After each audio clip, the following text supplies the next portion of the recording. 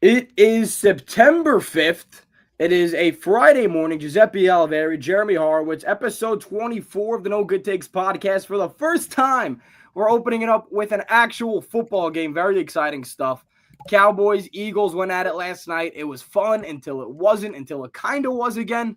More or less, not as much of a mess as we thought it was. But when the first play, you don't even get a snap off, and Jalen Carter's going up to Dak and he's spitting a loogie in the guy's face. His first NFL game in what, since the middle of last season? And before he even gets to touch the ball, he's getting a grown man spit fly at his collarbone. So, not an ideal start for Dak. Cowboys almost had it. I don't know if that's more telling for the boys or for Philadelphia, but Jeremy, it was a hell of a game. What are we thinking?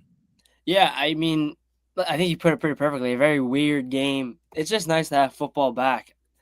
I love college football. I love watching, kids around our age, play on the big stages and the bright lights, but nothing compares, in my opinion, to NFL football. And again, last night, really, really weird game. Opened up. Neither team was stopped at all on offense.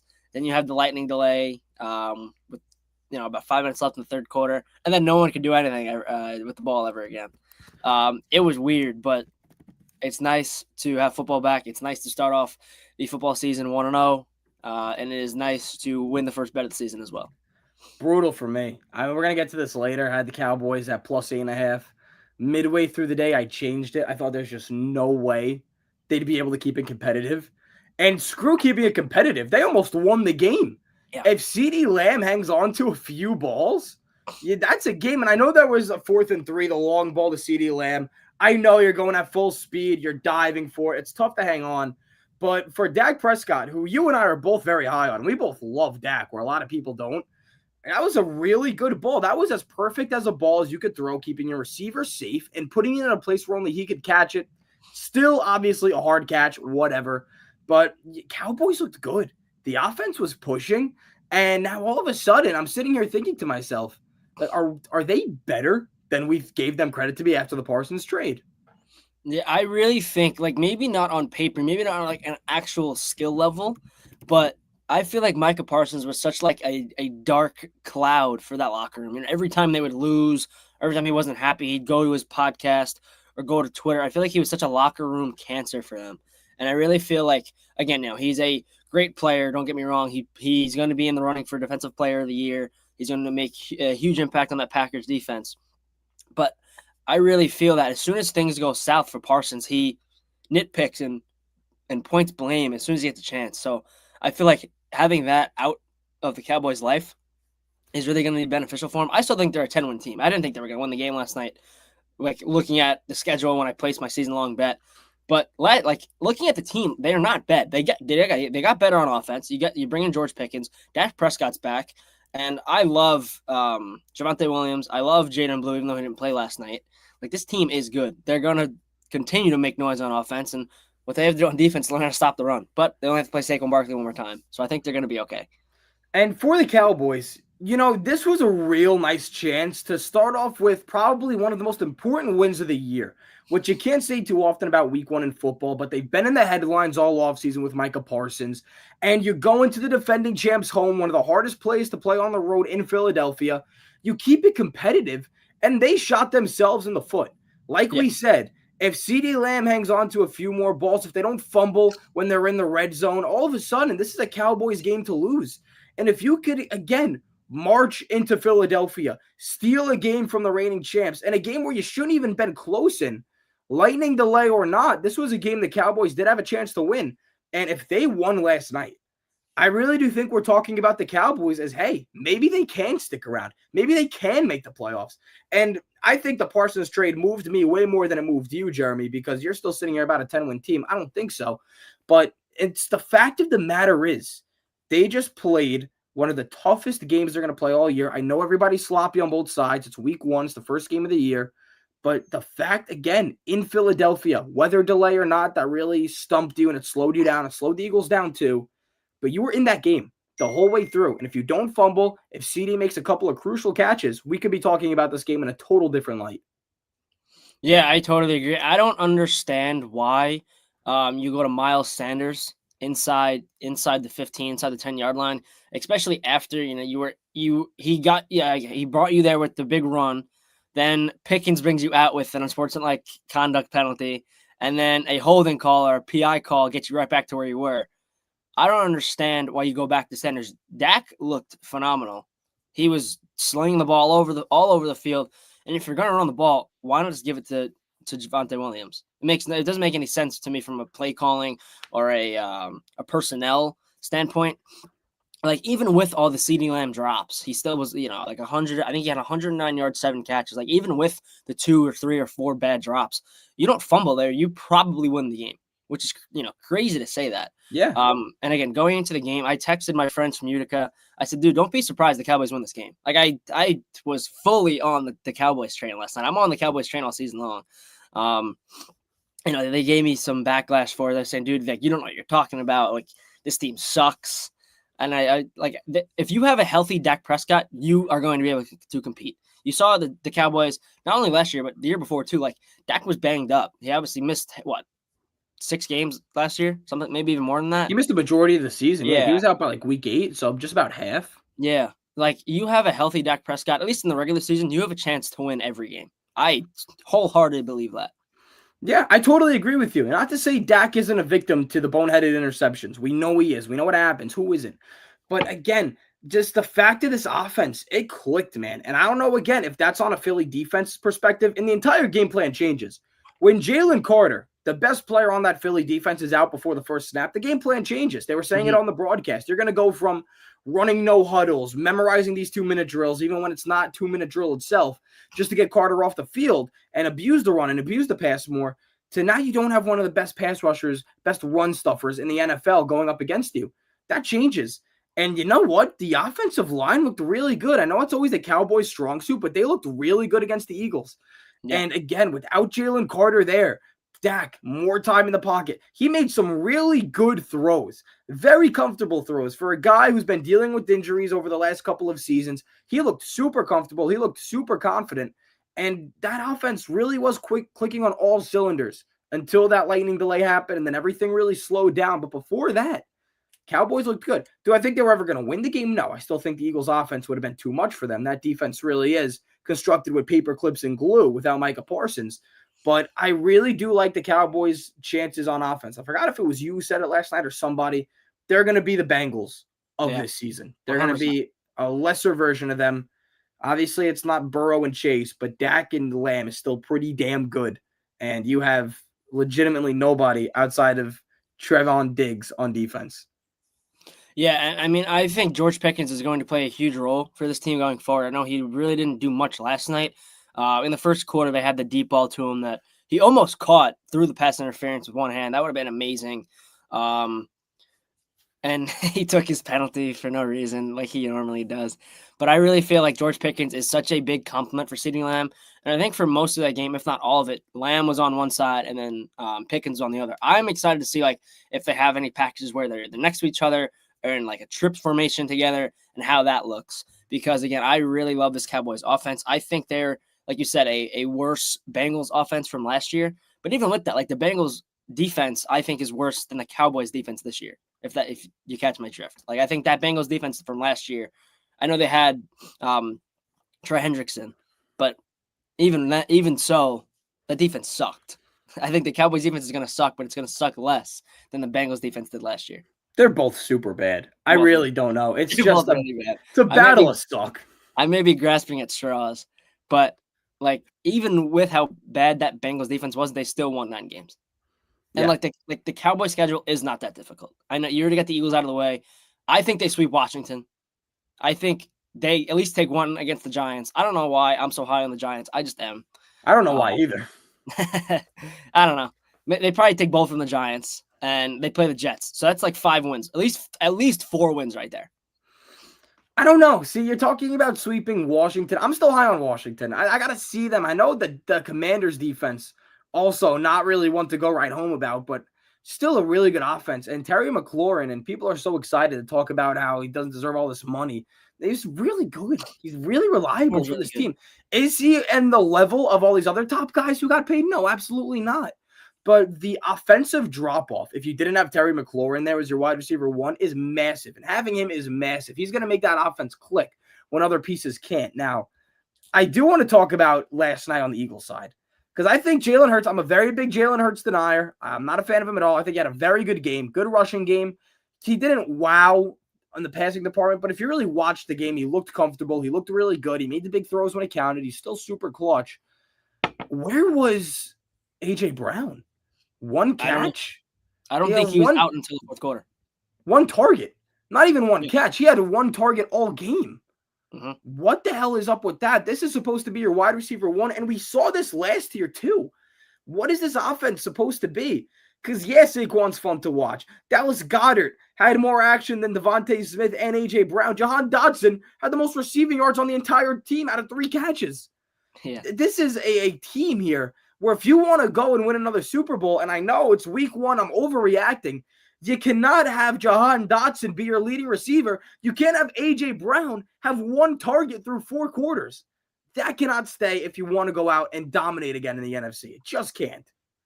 Yeah, and with the new offensive coordinator too, I think that things like that are going to happen. It's going to take time to get used to the team and everything like that. But this you said it, like we saw this all the time last year. AJ Brown would have games where he has like 11 or 12 targets, or has 1 or 2.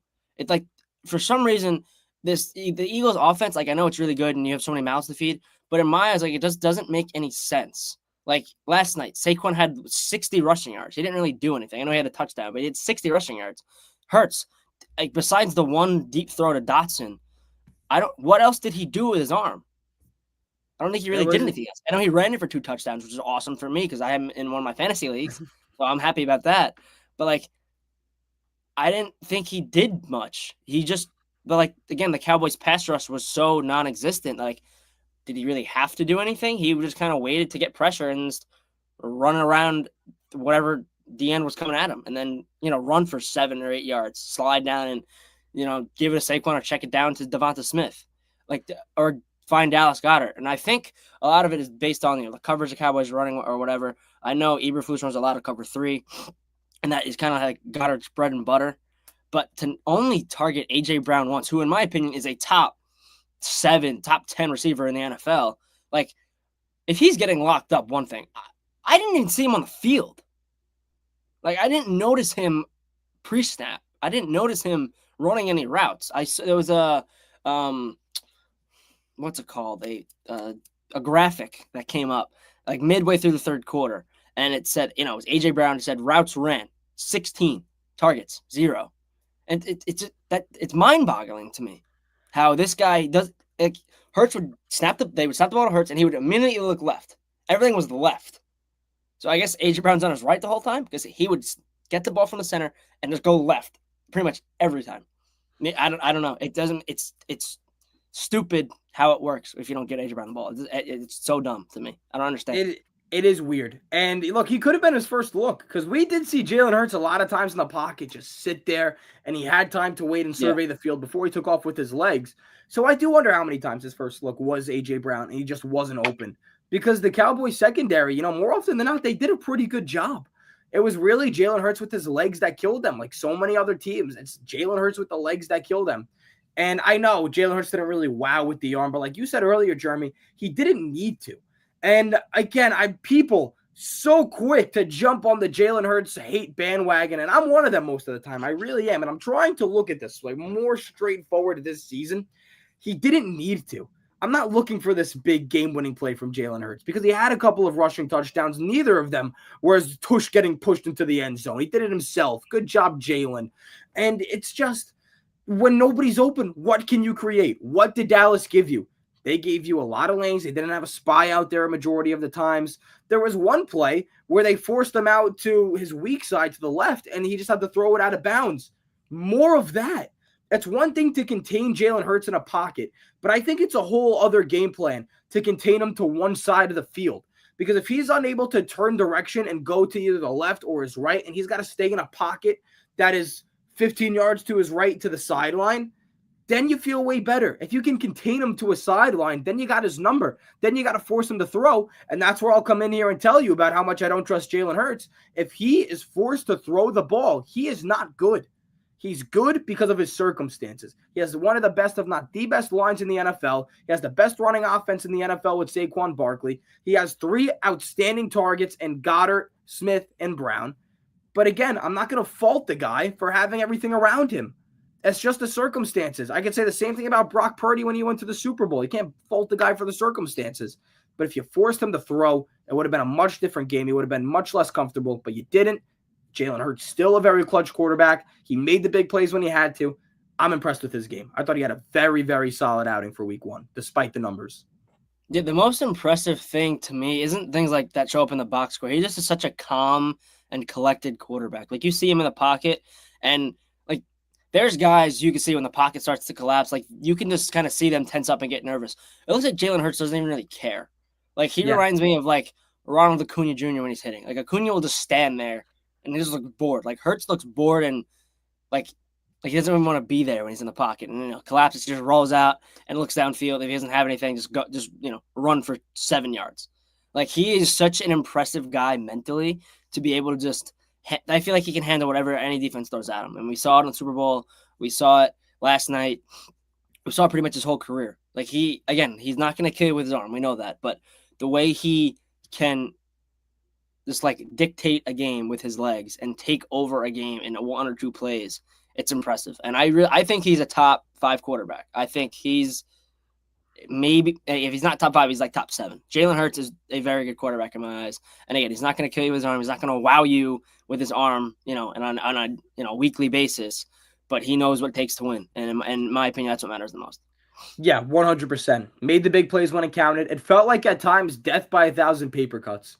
Jalen Hurts, 2nd and 10. Oh, I'm going to pick up 6 or 7 yards with chunks of offense here. Going to slide and make it a very doable 3rd down. And that's what it was all game long. When he was back against the wall, he was calm. He rolled down. He used his legs. Hate it all you want. It works. Hate it all you want. Stop it. If you can't do that, you can't do that. Now, on the other side, Dak Prescott, first game since week whatever, I don't know what week he went down, looked really good. Really confident. It looked like he didn't skip a beat. We got to remember, just a couple of years ago, we finished 2nd in MVP voting. And that's the Dak Prescott I'm sort of expecting this season until I'm really proven otherwise. He had a weak season last year before he did go down. I do acknowledge that. I know. But this is going to be a team like Joe Burrow and the Bengals that are going to be down a lot, that are going to be chasing points a lot. That leads to more throwing. That leads to sexier numbers for Dak, even if it's more interceptions because of how much you have to throw it. If you're going to have your yards go up, your passing touchdowns go up, your completions go up, so be it. And if it means losing, it means losing, whatever. But I think Prescott's going to have a very good year. And again, look at his numbers. They didn't wow me. Nothing jumped off of the page. He made some big throws. He looked comfortable. There was a play where he almost got sacked. He escaped it, got a nice little gain on the chunk of yard through the air. That's the Dak Prescott I'm expecting this year. And I think just like Jalen Hurts, not a statistically amazing game, but when you're watching it and you saw what he did, Prescott, again, had an outstanding game. Yeah, I was very impressed with Dak last night. First came back in a while, looked really, really comfortable in the pocket.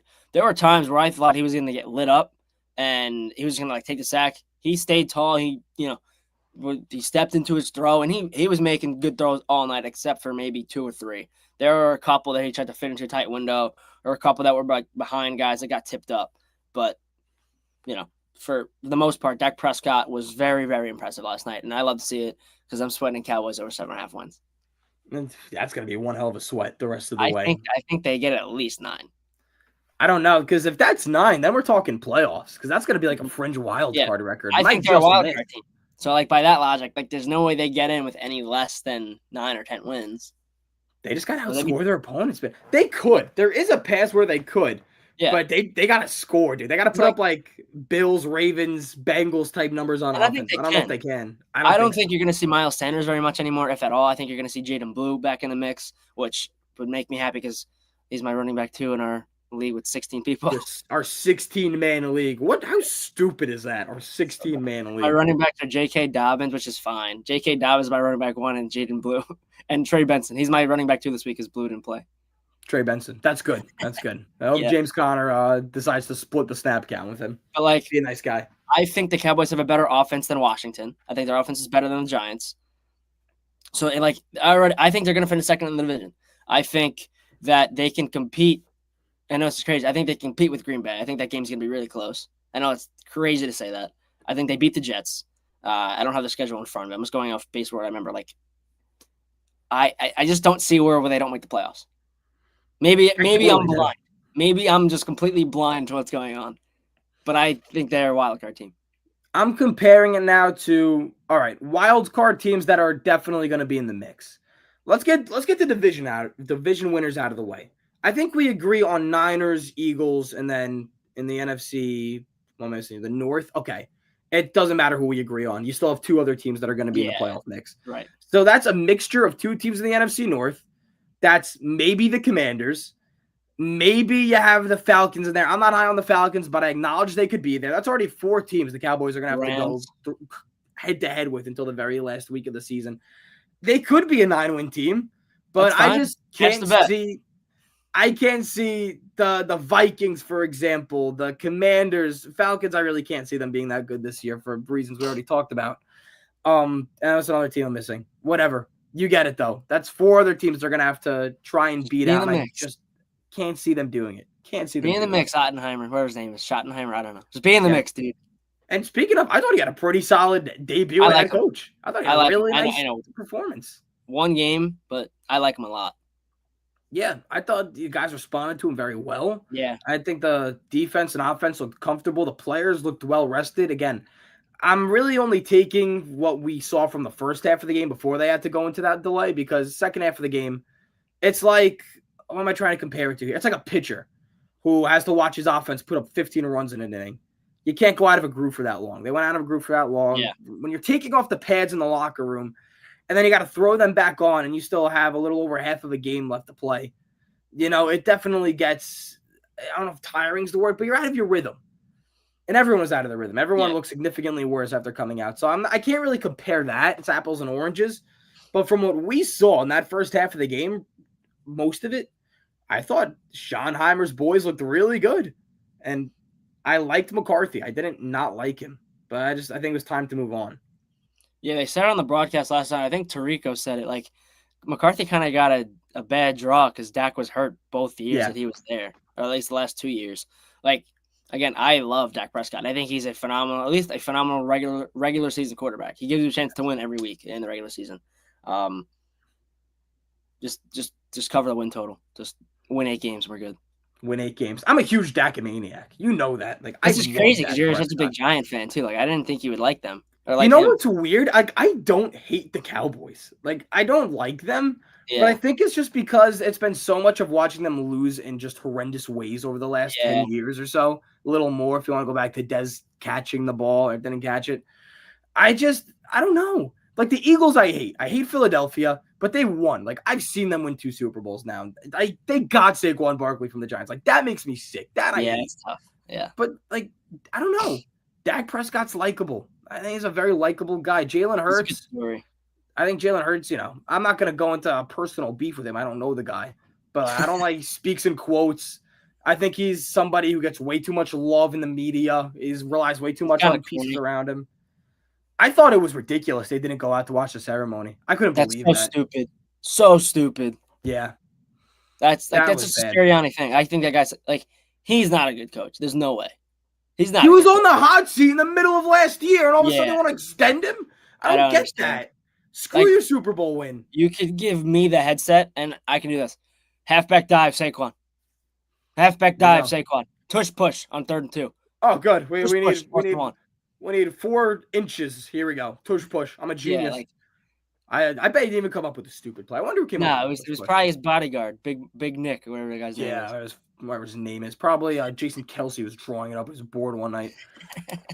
I mean, I thought it was pretty stupid. And again, that's a stupid beef that I don't want to waste my breath on, but I'm gonna waste my breath on it. It's a moment with the fans too. And if you want to talk about a winning mentality onto the next season, Brady and Belichick, they watched every single ceremony. Mahomes and the Chiefs, they watched every single ceremony. I bet the 49ers and the Cowboys and their dynasties came out to watch every ceremony. I get the mentality. I think it's corny. It's a corny team. I thought AJ Brown reading a stupid book on the sidelines was super corny. Yeah. Like, dude, think about it. Like, just, pretend you're Saquon Barkley. Say you tear your ACL next week. You may never see that again. Like, you literally may never, like, there's one play that could determine that you never play football ever again. And you miss your chance to watch, the banner get revealed to the fans.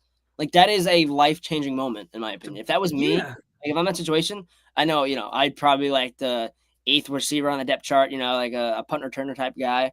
But I just want a meeting. Like, what are they gonna do? Worst they do is don't play me, I'd step up in the meeting and say, listen, I want to go watch. I'm never gonna see that again. I'm a nobody. You know what I mean? Like, if you're in the NFL, you may get one chance at it. You get that chance, you win the Super Bowl, enjoy it. Like, I don't like when teams and athletes act like it's not cool to celebrate, it's not cool to win. Like, it's like, it is. It's supposed to be cool to celebrate wins and celebrate, like, winning championships. And I haven't seen one since I've been alive. I mean, besides the Yankees in 2009, I have not seen my favorite team win a championship. And I don't remember that 2009 World Series. I cannot wait for that day, if and when it comes, because I will be at the parade. I will want to be at, the banner unveiling night.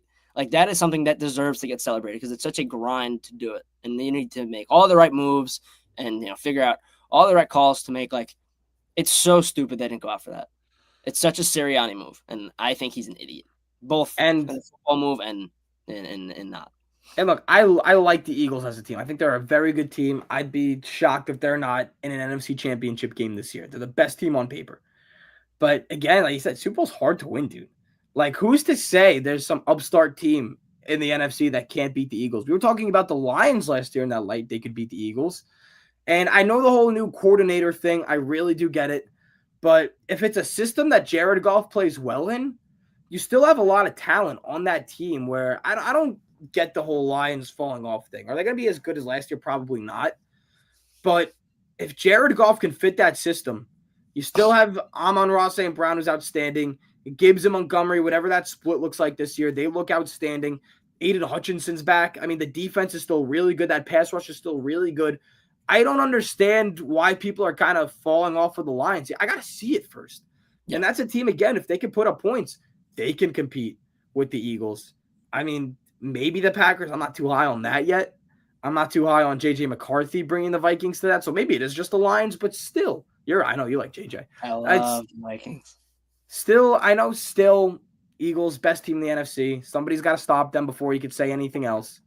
But I thought it was a big moment, and I think it's stupid. If I was a fan there, I would love to share that moment with the players. It makes you feel like you're on the team. Yeah, I'm watching the same ceremony as my MVP Super Bowl quarterback, even though it should have been Cooper DeJean. All right. What else do we have on this game to get to? Still a couple of things here. Just comparing head-to-head, Jalen Hurts versus Dak Prescott. Both had very different games. Who do you think had the better game? I mean, I think that is kind of subjective to, like, what we think is more important. Yeah. I want my quarterback to sling the hell out of the ball, and I think that's what Dak did. Especially, like, his first game back from injury and, the kind of uncertainty with him, and you didn't really know what you were going to get with Dak last night. I think he was very, very impressive. I think he had the better game. I know Hurts ran the 2 touchdowns, but, like, they were walk-in. They were walk-in touchdowns. There was no one near him. I think the second one, was closer than the first one. But, like, Dak, to me, I watched his first drive especially. Like, I was like, wow, he looks good. I was in my room laying back there by myself, and I had the Yankees on my laptop, I had football on my TV, and I was, like, saying out loud, like, yo, this Cowboys offense looks good. Dak looks ready to play. I think he had the better game last night, just from, like, the surprise element to it. And again, I want my quarterback to throw the hell out of the ball. So I'm taking Dak. I think Dak had a better game too. But again, Jalen Hurts, like, more, if you want to talk about more productive game, Jalen Hurts, they won you the game. He got you 2 touchdowns with his legs. That's a difference maker right there. Dak had to rely more on his receivers making the catches. They only threw the ball 23 times last night, the Eagles, which is the Eagles. Crazy. And, I mean, hey, credit to Jalen Hurts. Some of those were deep shots. Some of those were tough throws. But a lot of them, again, were nice over the middle, sure as hell passes that you were going to make. He went 19 for 23, though. Like, not a bad game. I'm not going to sit here and discredit Jalen Hurts, but if I want to talk about who I was more impressed with, who I saw more out of, I think it was Dak Prescott, too. And maybe it's a Dak bias in there, whatever. I think Prescott had the better game. Okay, moving on from that, let's get to some Giants and Jets talk. We'll preview some Giants and Jets before we get to our picks for the week. We'll start with the Giants. Yeah. I think a lot more eyes are on them this season, just in terms of the draft blew up and, looking fun with Jackson Dart being the number 2 quarterback. I think people are like not excited to see Russell Wilson. I'm still pretty excited for Russ. Like I'm not rooting for the guy to suck so Jackson Dart can get in there. Like I'm excited to see what Russell Wilson can do. Yeah, I should be. Because he's got the pieces. Anyone any of those 3 guys on your roster now are beyond better than what you had last year. Like, yes. If I'm a Giants fan, I'm jumping for joy watching Russell Wilson. I know it's 2025 and he's like 80 years old, but Russell Wilson is so much better than Daniel Jones. So, like, it's a huge upgrade. This offense is going to be good. Yeah, they're going to be good's a stretch. I don't know if they're going to be good. I think they're gonna be fun. They're gonna put up more points than last year. That yes. And I know I'm talking about the Commanders. I'm still good, like high on them. I wouldn't be that surprised if the Giants are able to pull out a win. It's a team that they historically beat up on. I still think the Giants have the better head coach. I still think Dable's an outstanding coach in this league. It's crazy to think about, but I say this in all seriousness. Daniel Jones almost lost him his job. Like Jones' poor play and keeping the offense back lost him his job. Mike Kafka's calling the plays again. Much better play caller than Dable. As much as I love Dable, I know he's an offensive mind. He should not be calling the plays.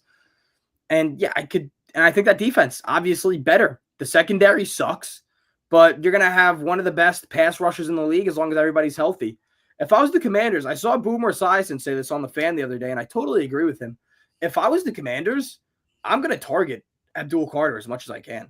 At least in the beginning of the game, until he can prove it. Because Brian Burns, proven guy. Kayvon Thibodeau, did he live up to the draft type? No. Still at least somewhat a proven guy when he's healthy. I'm going after the guy who's not proven. I'm going after a guy who I saw got sat on his ass in the preseason. And I know, again, preseason, whatever. You can only take so much of that to heart. But if you can punch this guy in the mouth early and see how he responds, that could be a total bright spot for the Commanders. So if you're able to get Abdul Carter reeling a little bit, that's nice. It could totally backfire. You can run it up the gut against him, and he could send you back 10 yards. But until he proves it, I think my game plan, if I'm the Commanders, go at the rookie. Make him prove he can be here. Yeah, I didn't think of it like that. I think that's a really good way to look at it because, like, you don't know how this guy's going to respond. I mean, he was a beast at Penn State, and at least in the regular season, they kind of just beat up on everyone. You go to the playoffs, and that's when you see some real competition. But like, you go into the NFL, it's a whole different breed. I'm sure everyone knows that. Listen, you punch this guy in the mouth, it's gonna go one of 2 ways. He's either gonna cower away from it, or the next play he's gonna lay you on your ass. It's one of the 2. And I think it's gonna be interesting to see how early we see the switch get flipped for Carter. But he's the X factor on that defense, in my opinion. You know what you have, like you said, you have Brian Burns, you have a Thibodeau, you have a Sexy Dexy. If Carter can really be, that good in the NFL, I don't know if there's a defensive line that's better than the New York Giants. And the game is won and lost in the trenches. The Giants defense, at least the down linemen, they are better than what the Commanders have on the defensive side and better than what they have on the offensive line. Yeah. Like, I think the most important positions, obviously the quarterback, and you have your head coach. They're 2 most important things on and off the field. But like, when it comes to winning games in the trenches, you have to have a good line. You have to be able to fight for that extra yardage. And I think Jaden Daniels is going to be in hell on Sunday. I think he can definitely sit there and have a very tough time. And if I'm the Giants, I'm going to blitz the hell out of Jaden Daniels. Yeah, why not? Because you got to put that pass rush to good use, because if he has watching him go and escape out of the pocket, I'm sure he's going to have 1 or 2 Houdini plays where my jaw is going to drop. I'm going to be like, you got to be kidding me. We're not doing this again with him. But I'd rather him do that and know that my guys got to that backfield if I'm a Giants head coach than to sit there and sit the guys back and make them beat them one-on-one and trust your secondary, which for a fact is going to get torched the entire game. you blitz the hell out of him. You got to come out firing. You got to come Yeah. out with fireworks. You need Jaden Daniels to be shaking in his boots all game long, and you have the personnel to do it. There's no reason the Giants should not finish top 5 in blitz rate this year. There's no reason. They got to blitz the hell out of everybody they I play. agree. That's the bread and butter. And like with the Commanders, like I know you have McLaurin, but like who else do you really have? De'Ami Brown, Zach Ertz, Yeah. Deebo Samuel. Deebo. Like we're high on him this year. Jeremy McNichols. Like it's not a lot, but again, it could be enough because Jaden Daniels, in my opinion, is that good for it to be enough. Oh, he's a complete game changer. You know what I mean? You line up against him, you know you're in for a long day. But like you blitz him, and he's another guy who seems unfazed with everything. But if you can knock him on his ass a couple times, if you can catch him, that could completely change the outlook of the game. Like I don't want to say the Giants. I don't want to sit here and say they're guaranteed to win. I don't want to sit here and say that the Commanders got no chance because they're favored for a reason. You know, they are a playoff team from last year. But like the Giants, like you said, the Giants have owned Washington in the franchise histories and everything. And Giants could have beat them last year if they just put up a touchdown. Like that's all they had to do last year. Both games they played against Washington. I think one of them was Daniel's first start in the NFL. But like they could have won either of those games. One of those games they lost and the Commanders didn't score a touchdown. Yeah, that's what I'm saying. They the Giants just put up points. They would have won. They gave up 6 field goals and lost. Yeah, and they would have won that game. I don't expect you to remember this. You're not a Giants fan. Malik Neighbors dropped like a 4th down ball that was right in his hand. Yeah, at the sideline. I remember that. That's field goal range right there. You can milk the clock and then you kick the game winner. Over. Yeah, he dropped. I remember that. Yeah, he dropped a game sealing catch. It's still you got to make the kick, but say the Giants run it a few times, get a little closer. That would have been a give me. So again, the Giants, they feel like they fall victim a lot to this. There's that one play, like Giants Jets a couple of years ago, where the Giants kicked a field goal against the Jets, where you left not a lot of time, but you left 30 seconds on the clock for Zach Wilson, the man, and he marched down the field and won it for the Jets. Stuff like that. Right. Mental errors. So yeah, Giants, I'm excited for them. I think they have more of a shot than people think to win. I'd still take the Commanders if I was a betting man. I'm not betting on that game, thank God, because I don't want to lose any more money. But I'm going to take the Commanders. But I think the Giants have a shot. Wouldn't be surprised if they're able to pull one off here. The team they're historically good against. All right, moving over to your boys, the Jets. Had some enlightening news with some more banged up injuries on that offensive line. Yeah. Which is supposed to be a Jets strong front this season. I got to see it before I believe it. But on paper, the roster looked good enough for that offensive line to hold up for Justin Fields. Yeah, and it sucks because that offensive line was supposed to be so good, and now AVT goes down again. I feel terrible for Jared Tucker because he's been hurt, he's been hurt a lot throughout his career. He tore his Achilles, I think, a year or two ago. Mm-hmm. And maybe his ACL, one of the two. I feel because he's such a good talent, and now to tear his tricep, I think he tore both triceps. It was at least one go. Yeah, like it's bad, and I don't know who exactly steps up now, but like even then, you still have 4 legit monsters on the offensive line. For the Jets this week, you have to hope Membu can hold his own. Like you have to hope that he can give Fields time because the Steelers are going to attack Membu. He's going to be the focal point for that offensive line. And no, you're not going to be able to stop or contain TJ Watt. Got to find ways to slow him down. You got just not in like you're not going to do that every play.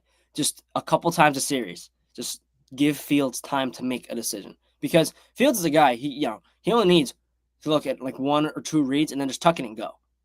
Like this is a new element the Jets have in their offense, and I really think it could be beneficial for them because like. We've never really seen a Jet offense with a dual threat quarterback. And now I use dual threat pretty lightly there because, again, it's Justin Fields. We've never really seen anything with his arm. I'm high on him. I think it's a great signing for the Jets. And I think he's going to be a really good fit for this offense. And if Garrett Wilson has some daylight, if he has any space, he's getting the ball force fed to him. Those guys, they make it pretty obvious how much they love each other. Garrett Wilson is going to be force fed the ball any chance he can get. And you know what I don't get about Garrett Wilson? This is more of a fantasy conversation than NFL, but it's still worth it to talk about. He's been a 1,000-yard receiver since entering the NFL with some questionable guys at quarterback. I don't understand why we're not high on Garrett Wilson, to be Yeah, totally fine. With Justin Fields, who is probably going to be the second best quarterback he's ever played with. I think yeah. Rodgers is probably the best, even though he wasn't great at time. Rodgers was still pretty good last year, despite everything that happened. And I think Justin Fields, again, I'm not high on Justin Fields. I don't think he's going to be that good with the Jets, but he's going to be reliable. He's going to get the ball downfield for you. If he can't do it with his legs, I trust him to find Garrett Wilson at the very bare minimum. I think that Wilson, again, is going to have a monster year. And why wouldn't he? He got paid for a reason. He got paid very good money for a reason. I think he's going to be really, really good this year again. All over my TikTok and my Twitter, it's guys taking his under on receiving yards. I got the line at 925.5. I took the over. He's going to be another 1,000-yard receiver. Why wouldn't he be? We're questioning him now because he has Justin Fields. Look what Justin Fields did for DJ Moore 2 years ago in 2023. Look how good DJ Moore was. Look how good Cole Kmet was with Justin Fields. We're questioning him now because he's Justin Fields. Fields goes down, he has Tyrod Taylor. We weren't questioning when it was Zach Wilson and Mike White and a 40,000-year-old Aaron Rodgers and Zach Wilson and Chris Streveler. We're questioning him now. I don't get it. It makes no sense. Wilson is a top 10 receiver in the NFL. I don't care what anyone has to say. He is a insane talent. And for people to say he's going to have the worst year of his career is asinine to me because you remember he has his college quarterback. They're best friends. There's no way he's not going to just get force fed the ball, whether they're winning, whether they're losing, and they're going to be probably losing a lot. They're going to have to throw. Garrett's going to be open. I totally agree with you. Garrett Wilson is the focal point for the Jets offense, but if we're not throwing, we have three guys who can run the hell out of the ball in Fields, Breece Hall, and Braylon Allen. And again, I'm not huge on Breece Hall this year. I think it's tough to come back from ACL injury. I don't think he can get to that top speed again. But you have a Walmart version of Gibbs and Montgomery with Hall and Allen. Now, here's my question to you. Do you think there's going to be a time in this season if Breece Hall doesn't get traded, which he totally could, by the way, where Braylon Allen just naturally becomes the running back one option? Yeah, I really wouldn't be surprised. Braylon Allen's 21 years old. He's a mammoth of a human being, and we've seen flashes of it. I mean, last year he didn't get as many touches as I think he should have. But Braylon Allen is a mammoth of a man. He deserves a huge workload this year. And would I be surprised? No. I think part of it would be due to just Allen being that dominant, and also partially because Hall doesn't look as good as he should. I think we can do a running back by committee. I think the Jets can really get by with that. I think they could be really competitive if they use both of those guys the way that they are supposed to, and if they can use them together. You could have both Hall and Allen in the backfield at the same time, and the defense. There's no way defense knows what to do when you have two great running backs on the field at the same time. It's impossible to stop that, in my opinion. There's so many different ways the Jets can go with their offense this year, and that's why I think they're going to be at least competitive. They're going to be fun to watch. At least they should be. And yeah, I wouldn't be surprised if Allen is the main running back if become week 8 or 9. I wouldn't be surprised. He's that good, in my opinion. I think Hall is just on the decline, but Breece Hall may make me look like an idiot and may run for 45,000 yards, which would be ideal. You would have liked the guy to make you look like an idiot and run for quote 45,000 yards, and then he'd get his money, and then he'd be a Jet for life. Which, sure, we'll take him. It's a win-win. Breece Hall's great. It's just I want to see it first because every year it's Breece Hall. Yeah. We haven't seen it since his rookie year, really. No, we haven't. And two things here. One, we talk about Breece Hall as the dominant pass catcher, and that's why he's going to have his job not taken away. We saw Braylon Allen a few times last year, not just the little check me downs and go pick up yards. They threw to him downfield. Not a lot, but more than what they do with Breece Hall. How many times do we see Braylon Allen streak down the sideline and they go and just float it up to him and see what he can do in one-on-one coverage with the linebacker? I think it was a wheel route in the game week 2 last year against the Titans. Braylon Allen. I remember I had money on that game too. Shocking. That's why you remember it. I came back from baseball inter squad, And I remember seeing Allen on the right sideline and catching Yeah. a nice ball from Raj. Like, he's a very good player. He's young. I understand that.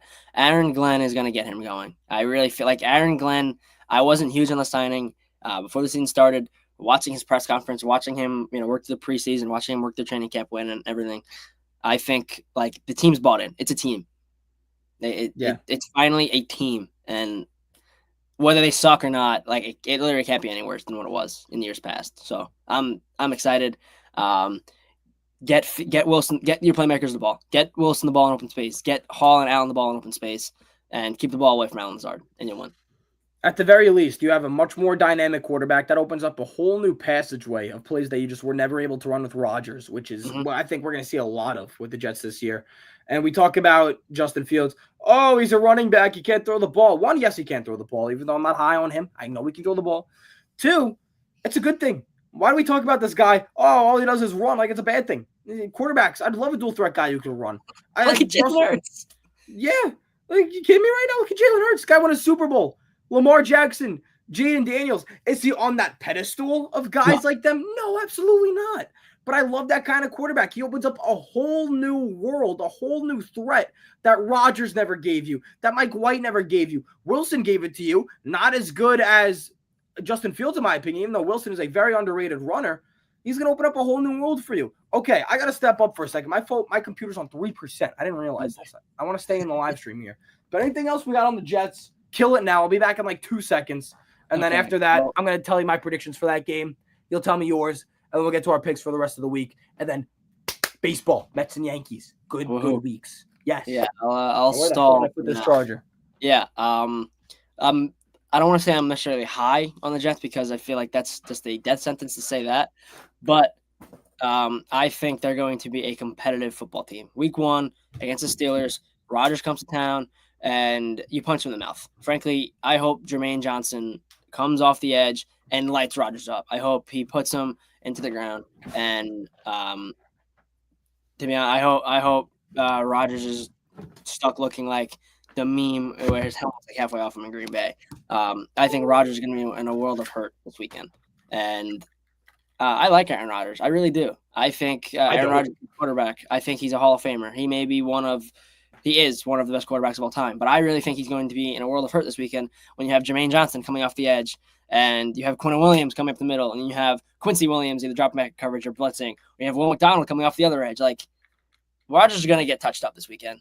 And I'm excited for it because the Jets D-line is supposed to be so good. And I love good defensive lines. I cannot wait for I want a healthy full season of Jermaine Johnson so bad.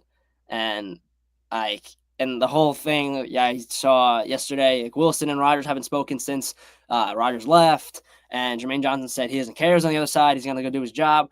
I want to see early on, just hat on hat, just make Rodgers hurt. I like Rodgers, but it's nothing personal. But like, show him that we don't care about him once the game starts. Go and make some noise on defense. That's how the Jets are going to win this game. Win on defense. And the headline is, obviously, the big comparison is who is this a bigger revenge game for, Justin Fields or Aaron Rodgers? I think the biggest revenge game is the Jets against Aaron Rodgers. Yeah. The guy totally derailed the team by a couple of years.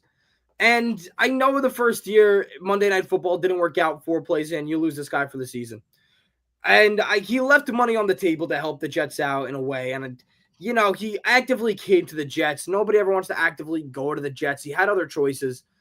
But he did leave the Jets in a worse state in which he found it. Because at least with the Jets, remember in 2022, do you know it was good vibes? Did they make the playoffs? No, but what were they, 6-3? They were 4-2 and then 6-3. Yeah, you had Sauce Gardner in Green Bay wearing the cheese head after, taking one from Green Bay's Packers and Aaron Rodgers was still there. That was a good vibe. And did you have better quarterback play when Rodgers was healthy? Yeah, better than what I think so, than what you were given. When you were talking about Mike Whites and Zach Wilsons of the world, I think it was way better than that. Yeah, that was a question. Yeah, then I agree. But if you want to tell me that the Jets as a team were in a better spot with Aaron Rodgers at the helm, I just can't tell you that with a straight face. They're not. He left them in a worse state. And at the very least, if Justin Fields is not good, and if this team isn't good, at the very least, you're going to have a team that wants to be there, that is bought in, like you said, to an Aaron Glenn system. That's something they never, ever did under Robert Saleh, no matter how good they were at times. Yeah. By week 6 last year, the team was out of it. They were like, you can just tell they were unmotivated. And again, I don't think they're going to be world beaters this year. I do not think they're going to win the Super Bowl. I don't even think they're going to make the playoffs. But they're going to be a competitive football team. This is for the first time in our lifetime, the Jets have a direction. And that is so important for a sports franchise. You have to have a direct. Look at the Mets a couple years ago at the trade deadline. What was it, 2023? I think it was. They sold, and now look at the Mets. They have a direction. If the Jets can just continue making the right move, doesn't need to be a huge move like signing Aaron Rodgers or trading for Chris Olave or things like that. Just make the right moves when opportunities present themselves, and you will slowly be able to build up a franchise and build up a team. Not just guys wearing the same jersey.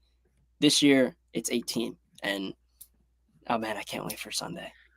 Okay, that being said, we just talked very highly on the Jets. It's going to be a rock fight in Pittsburgh. Can we agree that this is going to be a very low-scoring game? I think it's going to be an absolute the lowest total of the week, it's like 38.5. It's at Jet Life. Is it real? I thought it was in Pittsburgh. It doesn't change anything for me. I just thought it was in Pittsburgh. 37.5, the lowest total on the board. Yeah, no, I don't think it's going to be any, offensive explosion. That's not what the Steelers do. If the game ended 10-7, I wouldn't be shocked at all. I think it'll be higher than that. The Jets will find the end zone a couple of times. I'm not denying that. It's a Steeler brand of football. It always has been under Mike Tomlin, not always under Mike Tomlin, but in recent history, it's been like that under Mike Tomlin. It's the defensively led team. TJ Watt is the best defensive player in the NFL. Argue with the wall. And I don't know, again, if the Jets are going to be able to handle that with flying colors. That being said, I'm not looking at the Steelers' offense saying, oh, boy, they're going to really have their way with the Jets. Jets are going to be all over them. It's going to be a low-scoring rock fight of a game because that just feels like what it's going to be when the Steelers come to town. And I think the Steelers squeak one away here. I do like the Jets, though. I really do. But I think the Steelers are going to squeak one out here. I think I took the Jets to cover. What are they? 2.5 underdog? 3.5. Yeah, I hate that. I took them to cover. Yeah. I could see them winning. I could. I think, looking at the offenses, yes, they have DK Metcalf. Who else do they have? Who else is Rodgers throwing the ball to? And I'm not even high on DK Metcalf. No. I don't like saying DK Metcalf's name like, yes, they have DK Metcalf. Cool. The guy's the biggest wide receiver in the league, and he's one of the worst deep ball threats you can go to. I'm not moved by DK Metcalf. Last year, the Jets and the Seahawks played each other.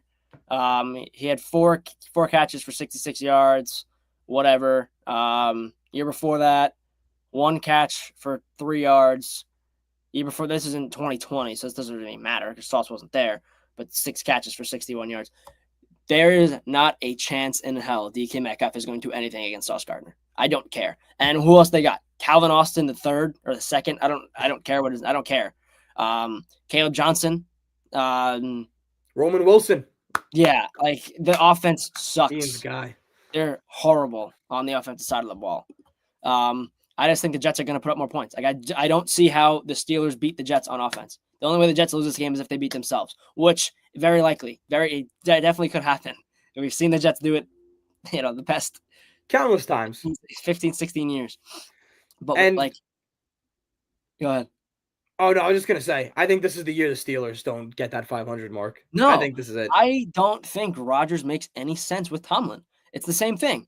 It's a step back for your franchise. You just had an aging guy in Russell Wilson, and fans wanted him out of there. Now you bring in a guy who's older. It doesn't make any sense. That offense is going to suck. Yeah. The Jets are going to win this game. Bet the house on it. Whatever your mortgage is, bet it on the Jets. Whatever your car payment is, bet it on the Jets to cover and to win. The Jets are winning this game. Fields runs one in. Garrett scores. Allen scores. You may even get a defensive touchdown too. You may get a Brendan Stevens pick 6. Love that. That's confidence right there. That is confidence in a Jets team. I mean, I hope you're right. I know you don't hate the Giants. I don't hate the Jets. I root for them. I like them. And, it's about time. Yeah. After for each other. You gotta. And do I think they're going to win? No. Do I think they're going to be that dominant? No. Do I think you're too high on them? Absolutely. I don't think they're bad, though. You could be a little bit. Who's not? I don't think they're going to be. Maybe you are too delusional. But then again, I'm just over here telling you the Giants are going to go into Washington and win a game. I don't know. I think they're going to win that game. I think the Giants win. Could happen, could not. Yeah, it all relies on Justin Fields, and that's where we are on total opposite ends of the coin here. I'm not high on him. I think he's going to be good. I think he's going to be serviceable. I just can't look at Justin Fields and say I have total confidence in this guy to go out and win a game for us, especially against a really good Steelers defense still. That pass rush didn't change. And if there's any team that's going to be able to contain Justin Fields and make sure he can't run, it's going to be the Steelers. Week 1, new team. Fields did not look impressive in his real game snaps in the preseason. Didn't look great in joint practices. And comparing it to last year with the Steelers, did good, didn't do great. And he lost the job to Russell Wilson, which I totally think was deserved. He wasn't doing anything for the Steelers. Even though he wasn't hurting them, he wasn't winning them games. I just need to see Justin Fields prove it first before I come onto this podcast and say, Justin Fields, yes. Right now, I'm Justin Fields, no. It's a completely fair way to analyze it, completely fair way to look at it. Yeah, if Fields can just game manage, the Jets will win. If he can just not make the dumb throw or the dumb mistake, the Jets will win. Get the ball to your playmakers. Draw up receiver screens for Garrett. Just dump it down to Hall and Allen. And mix in, like Mason. I keep forgetting Mason Taylor. Like, get Mason Taylor involved. Get your tight ends involved, and you're gonna be just fine. Have long, economical drives. If that's what they do, they will be just fine, and they'll win. I think the Jets start off 1-0, and Justin Fields runs one in his Jets debut. Love it. So that's it. Jets are going to win. I don't think they win. I think the Jets are going to be in an absolute dogfight, low-scoring game. I could see the Jets legitimately being down. This is how I think the game's going to go. Jets are down by 2 because they're going to cover the 2.5. Down by 2. They're marching. They are, I want to say, 15, 10 yards away from field goal range. They're on the 50, the 45, whatever. Justin Fields drops back. Here's TJ Watt and his bag of tricks and BS, and he smacks one out of his hands. The Steelers pick up the fumble. That's how I see the game. I would probably throw my remote at the TV. Because it's not a Jets-type loss, even though it is, but that's a Steelers-type win more than anything else. Back on the edge of their heels, and they get one magical BS play out of their ass, and they win. Because that just feels like what they always do. It's either going to be something like that, or the Steelers are going to have the ball with like a minute 15 to go, no timeouts, Jets are up 3, and then Rodgers comes down, just carbs them up. And then the last cut on camera on the field before you go back into the booth after the game is going to be Rodgers smiling. And it's just going to be even worse. I think I'd rather the fumble. In Jet life. He's going to get booed, by the way. Can we talk about that? I don't understand. I don't think it makes sense to boo him. He's going to get booed. But I think it's dumb. He didn't, yes, he got hurt. You can't control that. But, he had a good year last year. His numbers were good. I know if, watching every week, it's like, dude, I can't watch this anymore. His numbers were good. And like you said, he was one of, if not the only guy in recent history to say, I want to be on the Jets. Don't give him a standing ovation. Didn't do anything. But I think booing him so dumb. Because then that's just lights fuel to the fire. It's not like it's a rookie like JJ McCarthy or a second year guy like Caleb Williams. Dude, this guy is a first ballot Hall of Famer. He's one of the greatest quarterbacks ever. He's gonna love that. Yeah. Don't feed into what Rodgers wants. Do not boo him. If I was a Jets fan, if I was at that game, I'd boo the crap out of him. You think so? I would scream so loud I'm the only guy he hears. Because no, like we talked about, did Rodgers set the Jets back in terms of the stats? No, he's the best quarterback they've had in the last 5 years, which is crazy to even think about. But him and Saleh, that entire dynamic was ruined by week 3 or 4 when he was healthy last year. Guys like Nathaniel Hackett, the Jets got him. They got Nathaniel Hackett to lure Rodgers in. So can you blame Rodgers for that? No, you can blame the Jets for feeding into that. I felt like Rodgers was running the team at time. Alan Lazard. You love Alan Lazard, Jeremy. He's a great guy, right? No, we freaking hate him.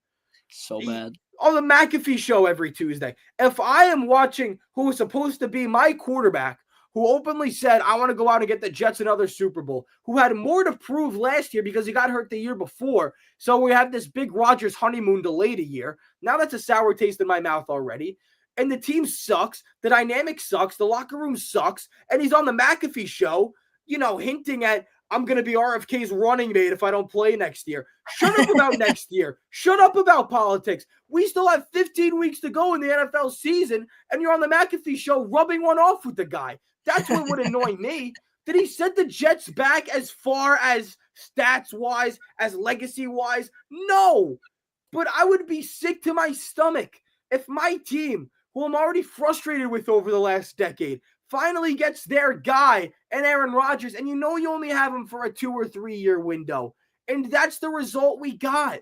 He ran to the McAfee show. He ran to the media. He didn't show up for OTAs because he wanted to go on his darkness retreats in Gaza or wherever the hell he was. Not Gaza, being bombed in friggin' Egypt. That's what would annoy me. So yeah, Jeremy, if I was a Jets fan, if I did go to that opening night game, I'm booing him. I'm bringing a sign. I'm putting a laser pointer at his eyes when he takes the ball. You know what I think is going to happen? If they give him this big video package tribute, which I'm sure they will, you can't not. If they show, if they portray it as a story, which I think they might be sneaky and portray this as like a story and show the Achilles tear to show the comeback, I think it's going to get cheered.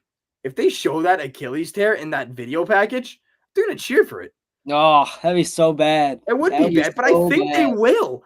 And no way. To add icing onto the cake, Garrett Wilson, who loved Aaron Rodgers, who I think, they got into their arguments on the field, but it was to make each other better. They were competitors, who was a bit of a mentor to Garrett Wilson, I think. Didn't talk to him all offseason. It's a big part of why Rodgers came to the Jets. Yeah. I think that's the biggest teller on how much of a dynamic he really was in that locker room. Not a good one at all. No, definitely not. I don't know. I just want to see the Jets play football and not have to worry about the storylines for once. And it sucks because he's off the team now and right back into it where Aaron Rodgers BS. It's annoying because all last year, it's all it was. Every year with the Jets, it's some made-up storyline that has nothing to do with the team on the field, like nothing to do with the actual game of football. And we're finally kind of away from that. And if they can get over the hump week 1, it's a team. They can handle it. This is a huge test, not both mentally and physically. Go out there and knock him on his ass a couple times. Make him look like the meme where his helmet's half off and he's eating his chin strap. If you can make him look like that early, you won the game. It's like a messy ex. It's like an ex-boyfriend and girlfriend who's just still a thorn in your side because he hangs out with the same friends as you. That's what it feels like with Rodgers. Yeah, you want to be goodbye and good riddance from the guy, but you got to play him week 1. Really, in MetLife, I think he's going to get booed. All right, you got anything else on the Jets before we go on to our picks for the week? I got to pull them out, actually. I don't even have them up. Go win the game. Go win the game. Shut everybody up. Show that Justin Fields is a good quarterback and win the game. Or at least just cover the line. Just cover the number. 2.5. If they cover 2.5, they'll probably win, right? I hate that number. I hate it. Yeah, that's basically a money line. Yeah, I'm basically taking the Jets at that point if I'm taking their 2.5. You pretty much are. Because unless there's a safety or some other BS, it's a 3-point game. All right. I'm sure you have your picks up already. I'm pulling them up. I got to go to Jason and I's saved chats. Let's see. There he is. Number 3 on you're number 2 on my best friend list, by the way. Yeah, I think you're 4th on mine. Wow, it shows how much we talk to people because we barely talk unless it's for. It's every Tuesday, Thursday usually. Want to record? Yeah. 11? Yeah. Sure. That's as far as it goes. Yeah, it's Vic, Jimmy, Cam, you. That's basically it. That is. Oh, we didn't even save it in chat. Oh my God, are my picks even here? I might even have my picks. Hold on. They're in the thing. They're on the big spreadsheet. Okay, there we go. We'll go to that. Okay, I was gonna say. Here we go. Oh, and I gotta find the group chat. Here we go. Now we're rolling. All right. We'll start with Philly and Dallas last night. You already got me beat. You took Dallas to cover. I took Philly -8.5. Bad move. Bad move on my end. I totally thought Philly was going to dominate that game. Jalen Carter or not, even though when Carter got out, I really did see it kind of shift. But I thought it was going to be a high-scoring game, a game that Dallas just wasn't going to keep up in, and they almost won it. So bad on my end there. All right, what is next on our list? Kansas City and LA. What do you got on that one? Yeah, you have Mahomes in international stage. What else do you need to know? It's the Chiefs. It's not by 3. It's probably by at least 10. I think the Chargers suck. I do not like the Chargers team. I never really have. I think Justin Herbert is decent. I think he's a serviceable guy. Everyone talks about like how he doesn't throw any interceptions. He doesn't have to because his head coach runs the ball every 3 plays. Once you make him throw the ball, look what he did in the playoffs. And I think there's injuries to the offensive line where Joe Alt has to be moved around. And this Chiefs team was in the Super Bowl last year. They got better over the offseason. Like this Chiefs team, the Chiefs are going to go back to the AFC Championship game. And there's no way, a week after Kelsey gets engaged to Taylor Swift and they go to Brazil to play a game internationally, there is no chance the Chiefs lose this game. And Chiefs -3, it was already circled on my board before, we even got to week 1. I almost use that as my double. Then, by the way, for everybody watching, we do have one double. It's worth 2 points. That was almost my double. I came really close to that. I also have the Chiefs -3.5. I just can't see a world where the Chargers lose by like 5 or less. I think they're going to lose by a touchdown or 2. Yeah, and I think they're going to have. I think they're going to have a really good game too. Like, again, I like the Chargers offense. I know what happened with Justin Herbert last year against the Texans. Totally crappy way to end the season. But Herbert's a really good quarterback. Let's not forget that. Let's not forget that at least in the regular season, at the very minimum, he has the potential to be a top 5 guy again under Harbaugh. Omari and Hampton, too, added to the run game. He's going to be used like a workhorse right away. I think Keenan Allen back to the Chargers is way bigger than we think. Year 2 Lad McConkey, who really showed out that second half of the year. I don't think we're giving the Chargers enough credit. That being said, I don't see a world where they hang in there with the Chiefs for 4 quarters. Could be close. You know what? I take that back. I can see the Chargers losing by like that 4-5 range, but I just can't see them losing by a field goal. I think it's going to have to be more than that. But now I think I just talked myself a little bit into the Chargers maybe covering that game, but it's locked in. I think, yeah, I'm with you. And I don't like doing the chop. I hate the Braves, but this is a total different chop. Kansas City chop. Kelsey goes for 2 tutties. Go Chiefs. Right. Wow, 2 tutties. He does kill the Chargers. Yeah. He just got engaged. Like, there's no way this guy's not going to have another career year. Yup. To all the Swifties out there, I stand with you. Huge. That's going to be a power couple waiting to happen. To everybody who doesn't like the engagement, doesn't like them together, it's like a fat one. Love them together. He's going to change his last name. Travis Swift. It sounds good. Sounds really good, Travis He Swift. should change his last name, yeah. I think it sounds good. Okay, here we go. 1 p.m. slots. Starting off your Jets versus the Steelers. You could go out there and put it out in the open, but I think we know what you're taking.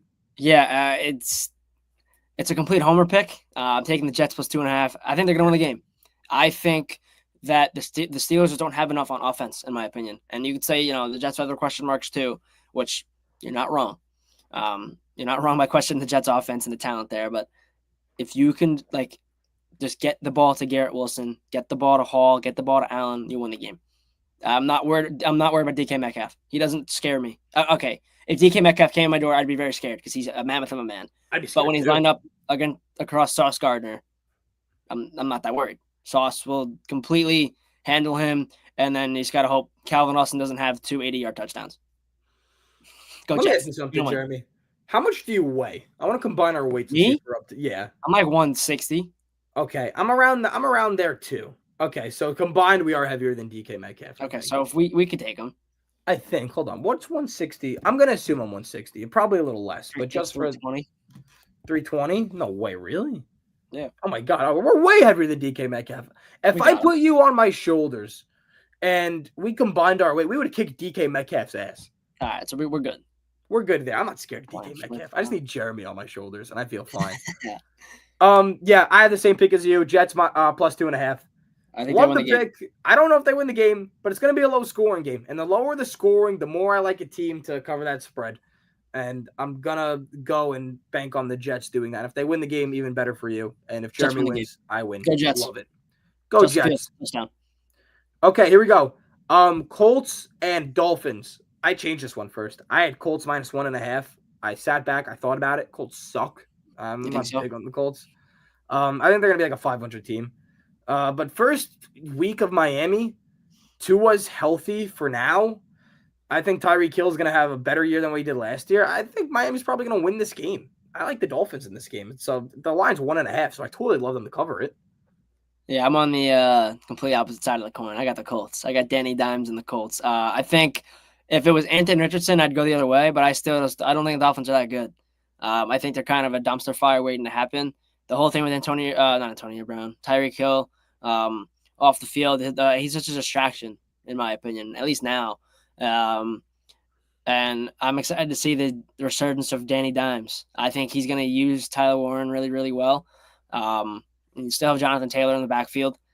I think the Dolphins are going to be one of the worst teams in the AFC this year. I was really high on the Colts at first, then I was thinking about it. And I definitely still have a whiff of 2023 in the air when I think about the Dolphins, because I know what they can do. You know, when it was Jalen Waddle and Tyreek Hill at the top of their game, that was a track team. That wasn't a football, that was a track team. And, you know, Tua, again, am I high on Tua? Absolutely not. Am I high on Daniel Jones? Absolutely not. There's a part of me, and I know we talked about this our last episode a couple of weeks ago. There's a part of me that could totally see Daniel Jones bringing this team to the playoffs. He had very similar circumstances in New York when he did in 22. But I don't know. I just think the Dolphins are better. I'm not so high on the Colts. There's Daniel Jones nostalgia in the air for sure. But if I'm thinking about the Daniel Jones that I saw the last couple of years, even before he got injured in 23, he was not good. He was shelled, the 22 version of himself last year before he got released. I just think that offense is going to stall out more often than not. I'll take the Dolphins plus 1.5. I think they're going to win the game. Wait till you see the Shane Steichen offense led by Daniel Jones. Daniel Jones. Where were you when the Indianapolis Colts won the AFC Championship game and Daniel Jones was the Super Bowl quarterback? Daniel Jones quarterback. If that happens, I'll stop watching football. If Saquon Barkley and Daniel Jones go to a Super Bowl back-to-back years, both not as Giants, I'll stop watching football forever. I hope it happens. That would definitely be something. Okay, so there we go. That's our first indifference right there besides the Philly pick. Okay, Carolina, Jacksonville. I think we're going to be on total opposites of the coin on this one first. I'll let you go. So initially I wanted to take Jacksonville. I didn't like laying 3 in the hook. I didn't like laying 3.5 until I do like the Jaguars here. I think they're going to win the division. I think they're a good team, but divisional game with a Panthers team people are really high on, and I like their offense. I know they lost Thielen, but I think that allows Leggett to step up. I think that allows McMillan to be the clear wide receiver 1, and I like Bryce Young. And listen, I don't need him to win the game. I think they lose by 3, so I'm getting 3 in a hook. I'm gonna take it. I think the Panthers cover. I went same way with you. I took Carolina. I like Carolina a whole lot. I like them this season outside of a game. A lot of people like them. I like Carolina. I did my solo show last Saturday, and I was talking about the Panthers. You know, don't be surprised if they're almost 500, if they could sneak in, 7-ish wins. And I had some guy comment, like, Bob Costas, move out of the way. I can watch some brain dead idiot on YouTube for free. I was like, really, dude? Oh my God. Wow. It's like I get 4 people. We get 4 people max in these streams, and one of them's calling me a brain dead idiot. Yeah. Terrible ratio of positive. I want to make sure I took the Panthers in the pool. I'll let you look at that. I took the Panthers in the pool. I'm high on them. Bryce Young, I mentioned it in a video with BTO last week again.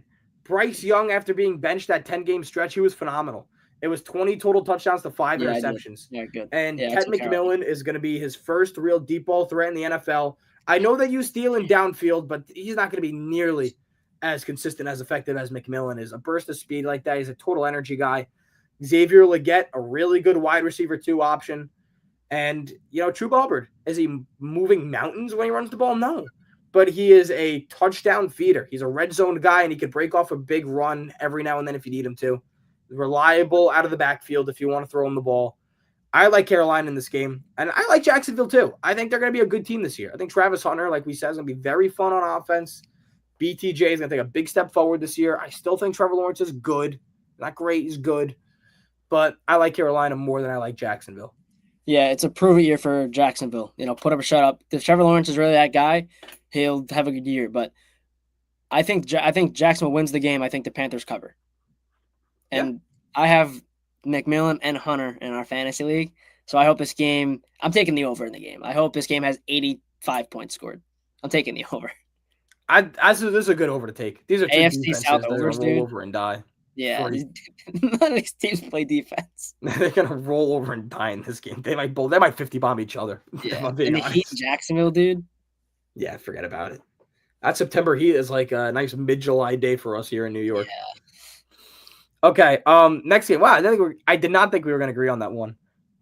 Giants, Commanders. I like the Giants. yeah. Five Give and a me the half. Giants. They usually lose by a field goal. Give These me the games, Giants. outside of the second game last year, these games are usually close between them. I think I like the Giants to cover. Even if they lose, they're losing by a field goal. But again, there's a world I think they can win. The Giants are, in my opinion, are a live dog. I hope they're not too trendy because usually people talk up the underdogs all week long, leading up to Sunday. They have no chance. I hope the Giants aren't too trendy this week. I think they're going to cover the spread. I think they're going to cover the number, and again, just make it really tough for Jaden Daniels this week. If you can play well with the defensive line and they can hold their own, you don't got to win the game. Lose by 5 or less, and we're happy. The Jaden Daniels sophomore slump begins on Sunday, and there's no better team to ensure that he gets off to a terrible start than the New York Football Giants. Locking it in. Russ, baby. Come on, baby. MV And also, Russ. I think their defense sucks. They do. They have no defense, Washington. Dude, I'm like Tracy, Scatterbo, Neighbors. Who else is on the offense? Is Bellinger still there? Of course he is, Daniel Bellinger. Like I don't know if he's still there. I think he might have been a preseason cut. I like, don't know if he made the 53 man roster. Who's the Giants tight end? Theo Johnson, but he Oh, was a yeah, run yeah, blocking guy. He's out of Penn State a couple of years ago. Yeah. Yeah. Listen, I think like the Giants have a chance to put up points in this game. I like them to score a lot, and like Russ is going to be able to move a little bit. Like this is going to be a slugfest in my opinion. These offenses are going to put up points. Russell Wilson, 350 air yards, Sure. 5 passing touchdowns. If they don't cover after that, it. then whatever. Like we never stood a chance. Totally off topic now that we're talking about unrealistic touchdowns. One of my buddies from Hofstra took Jahan Dodson touchdown anytime. Oh my god. And my god. Jalen Hurts hit the deep ball to him, I was like, oh my god. If he breaks free, dude. And he went down right away, but that would have been so funny. Yeah, that would have been insane. The odds on that were probably huge. Oh, 100%. Okay. Next pick here. Battle of Ohio. Cincinnati, Cleveland. This is probably the easiest pick of the week for me.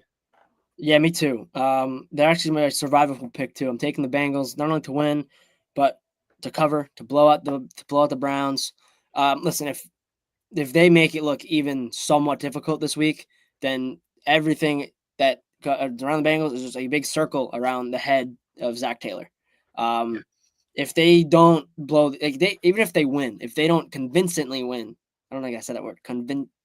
If they don't win the game by a lot, Zach Taylor's going to be on the hot seat. Way to find it. Give me the Bengals to cover. Yeah, I took Bengals as well. The only reason I didn't double them and the only reason I didn't take them in Survivor is I'm not going to be the guy who gets burned taking the Bengals the first 3 weeks again. I mean, I never was, but I think Ian got burnt by it last year. I'm not going to fall into that same hands. A big reason of that is because they never played their starters in the preseason. And they played them they played them the first week of the preseason this year, and they were like insane. Yeah, I've seen enough. Set them down. Yeah, on paper, in my head, this should be an easy Cincinnati cover, 5.5. We've seen the AFC North give them trouble at times. Yeah. So I'm not totally discrediting Cleveland, but it's 2025. Whatever magic Joe Flacco had, I'd like to assume it's run out by now. I could totally be wrong. But yeah, I'll take Cincinnati here. I think that's a pretty easy pick. Okay. Next up, New England, Vegas. New England 2.5 favorites. Who you got? Yeah, this is a weird game to me. I feel like the Raiders should be favored. I feel like they're the better team. I know they're on the road, but like look at their offense. You have Genty, you have Brock Bowers, who is one of, if not the best tight end in the NFL, and you still have Jacoby Myers on the outside. Like this offense is good, and Geno Smith isn't a bad quarterback. I think Geno Smith is at least half decent quarterback in the NFL. And there's so many people talking about this Patriots team, and they're they're going to be really good. Like I'm hammering the win total. I think they're going to make the playoffs, and I think they have a chance to be good. I think they have an outside chance to make the playoffs, but I don't think they should be favored by 2.5 points by the over the Raiders, over the Pete Carroll Raiders. Like this Raiders team is going to be good. I don't know how they're going to stop Genty. I Give me the Raiders, dude. Give me the Raiders on the road. Not only to cover, but I think to win the game. Wow. I like New England, and I think that defense is just so freaking good in New England. I love those guys over there. And when your defense is so good that it can keep you in games, then you don't need your offense to be world eaters. And again, Drake May, people are expecting him to take this huge I leap like into him a year lot two. too. I wouldn't be surprised if he doesn't take that big leap. He's definitely going to improve. I think the Patriots could definitely be one of those fringe wild card teams at the end of the year. I think the Raiders can too. I think the Patriots probably a little more realistically, but if the Patriots defense can keep them in the game, which I totally think they can, then I totally trust Drake May to go out and lead a game-winning drive. So This line's is 2.5. the Robert Spillane game. I don't know if you remember him, the linebacker that was on the Raiders the past couple of years. Now he's a Patriot. The So Robert Spillane game. he picked off Zach Wilson 2 years ago, Sunday Night Football. We might be the only two people in the world that are giving it that moniker. It's a high honor. It's the Robert Spillane game. The Robert Spillane game. I just think this Raiders team's really good. I'm so high on Genty. Obviously so high on Brock Bowers. I love Pete Carroll as a coach, especially as a dog. And I think also I went this way in the pool because I figured a lot of people were going to go New England. So like, I don't want to just tie everybody. If I'm gonna win the pool, I have to go against the majority of the field. You know what I mean? Yeah, there's gonna have to be games where I disagree with a lot of people.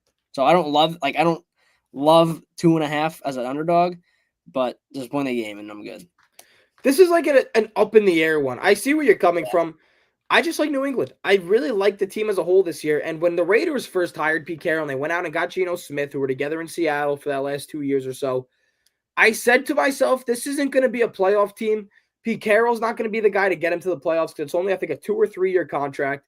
But Pete Carroll's going to be the guy who builds the bridge to that next quarterback, who builds the bridge to that next head coach, who can take on this Raiders team, which is going to be stacked in a couple of years. Look, I know Jacoby Myers, the whole trade request, and that turned into a big mess, and they denied it. Look, Jacoby Myers is really good. I like him a lot, and he's going to be that clear-cut wide receiver one. I know Brock Bowers is still going to take a lot of volume away from him, but he's still going to be a clear-cut wide receiver one. Genty is going to be an absolute stud in the next 2 or 3 years. Brock Bowers, by that time, should be the best tight end in football. If you get yourself a good young quarterback, bolster up that defense. Remember, the Raiders were so stupid. How stupid were they? Antonio Pierce went on this end of the season magical run, and the Raiders said, yep, that's our head coach. That's our guy. Should we go out and look for a real one? Nah. He rode lightning in a bottle to end the season. We won on a 3 or 4 game win streak. Antonio Pierce is our guy. That totally blew up in their face. Stupidity. Get a proven guy in Pete Carroll. Get a proven quarterback in Geno Smith, even though he's not as good as he was in Seattle. You're going to have, 2 young studs and Bowers and Genty develop right in front of your eyes. And Jacoby Myers, at the very least, he's a very, very safe floor guy in that wide receiver room. The defense is pretty bad. Max Crosby's a stud. Outside of that, I don't know who they have. But I think the Raiders are set up really nicely for the next 2 or 3 years. Not yet, though. Big rant on the Raiders' future there. That being said, give me the Patriots minus 2.5. Okay, moving on. Arizona, New Orleans. I'm taking the Cardinals by 1 million here. So gross. It's so gross. I took the Saints. Oh no. So gross. This is solely because I had to go against the rest of the field. Because I knew everyone was gonna go Arizona. I think I'm the only one that took New Orleans. And I love home divisional underdogs. If it was 7 or 7.5, I would actually bet it. I'm going to take the over in the game because, again, I don't think either of these teams have any defense. Yeah, no. But, like, in the pool, it's literally for the only reason I took it was because I knew everyone else was going to take Arizona. And I actually had Arizona as my survival pool pick. I don't know. I think they're on upset watch this week. Arizona's my survivor pick. I think they're on upset watch. I think the Saints are going to compete. You get a home underdog in division week 1. And listen, it doesn't have to be pretty. It's a disgusting, disgusting game. It's a disgusting bet. But, they could be down 2 scores and try to, backdoor cover with, a couple minutes to go.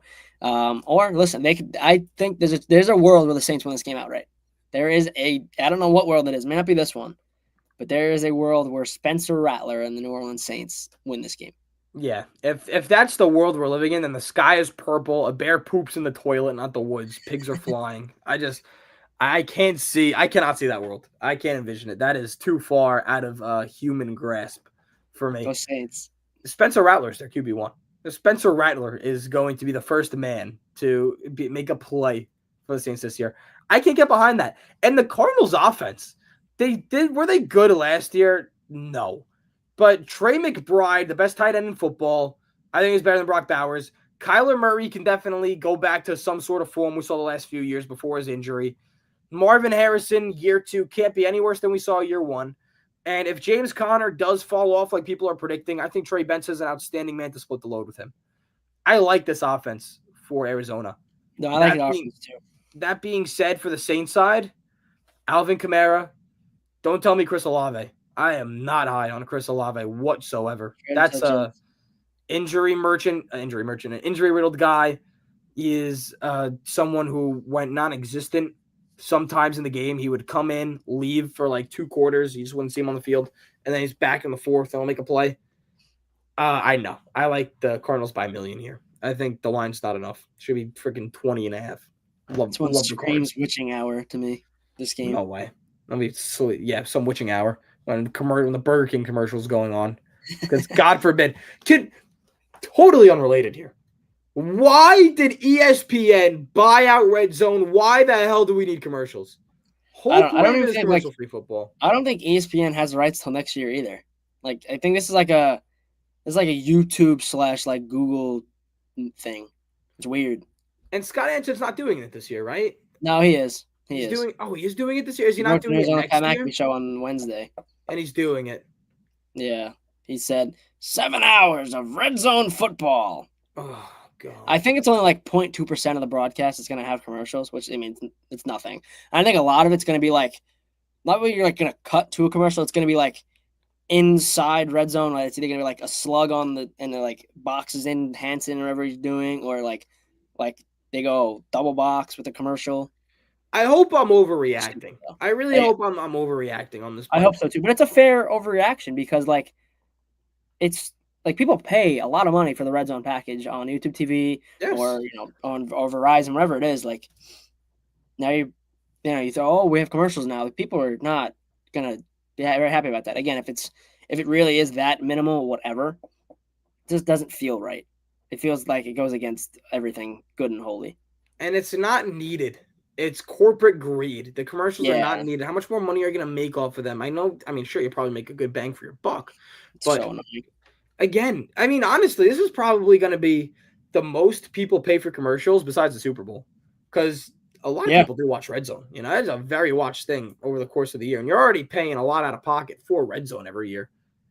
I think it's stupid. I hate it. It is dumb. It's against the foundings of the United States, in my opinion. I'm with you. If I could go back in time, if there's one thing that I could do over, I would go to the founding fathers and say, just trust me on this. Like, put on the last amendment, or you got to keep commercial-free football. Red Zone, thou shall not put commercials on Red Zone football. And then I would go back to the present. That would be my one thing with the time machine. Okay, moving on. Last 1 p.m. slot, Tampa Bay, Atlanta. Tampa Bay, 2.5 favorites. Who you got? Yeah, I got the Bucks. The over is not high enough. Give me the over as well. I think the line, I'm looking on FanDuel, the line's moved down to 1.5. So it's probably money coming in on the Falcons. Listen, tight divisional game in Atlanta in a dome. Screams for points. This is going to be great for my Penix over 18.5 touchdowns bet. So excited for that. This is definitely a time. Do you remember the Falcons last year? They beat the Bucks in a crazy game. I don't know if it was the first game in the season last year, but one of the first weeks, they beat the Bucks in a crazy game in Atlanta. That's when Kirk Cousins was swag surfing with everybody, with all those boys, the old brothers and sisters in Atlanta, doing a swag surf at the end of the game. I love it, man. Yeah, Kirk's the man. I got Tampa Bay though. Look, I can't sit here and preach Tampa Bay as one of my NFC underdogs to make it out of the NFC. I can't sit here and preach Baker Mayfield as one of my MVP dark horses. And then I can't preach how low I am on the Falcons this year and then say Falcons plus 2.5. I Yeah. just can't. It's got No, to be the Bucks. I think the Bucks win the game probably by a touchdown, but I think it's like 35-28 Gonna be or one of those. 40-33. Like it's going to be a high scoring game, and I the totally Bucks see are that. going to outscore the Falcons. I totally see that. Okay. 405 slot to 425. Denver Titans. Denver 7.5 favorites.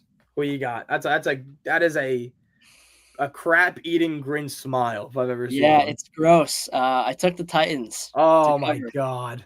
I'm not huge on the Broncos. Like I think the Broncos are going to win the game, but I like Cam Ward, and I was the only one that took Tennessee in the survivor in the pick'em pool, Mm-hmm. and that's the only reason I took him because I wanted like if you're going to win the week, you have to be different from the rest of the crowd. Like you're gonna have to try to find ways to make up points, and like say they cover and people have Denver as their double, I'm making up like 2 points on other people. So that's the way I was thinking about it in the pick'em pool. Like I gotta go against the grain. The line's up to 8.5 now. I like it. I think the Titans are gonna compete. I love Ridley and Ward. Yeah, probably I'm sipping the wrong Kool-Aid here, but I think the Titans are gonna be in this game. Cam Ward's first start in the NFL. There's probably 2 or 3 other defenses that would be a worst case scenario to start your career against. They're going to eat him alive. I think the Broncos are going to eat him alive. They're going to kill Tony Pollard in the run game. Calvin Ridley is going to be the only saving grace on that offense. And again, if Cam Ward is shaken, which I think he's going to be, he's not going to be able to get the ball to him at all.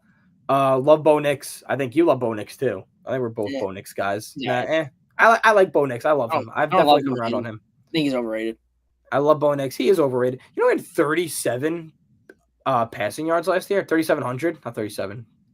I did not know his line was. I didn't know he was that high. His line is like 3,500 this year. Yeah. Yeah. Like, did you give me a full possession worth of points? Like divisional game? I know that's not the divisional game. Idiot. Moron. I don't know. It's so gross. I feel like when everyone goes left, I gotta go right here and just give me the disgusting. Just hold on to the 7 points. I'm getting a full possession.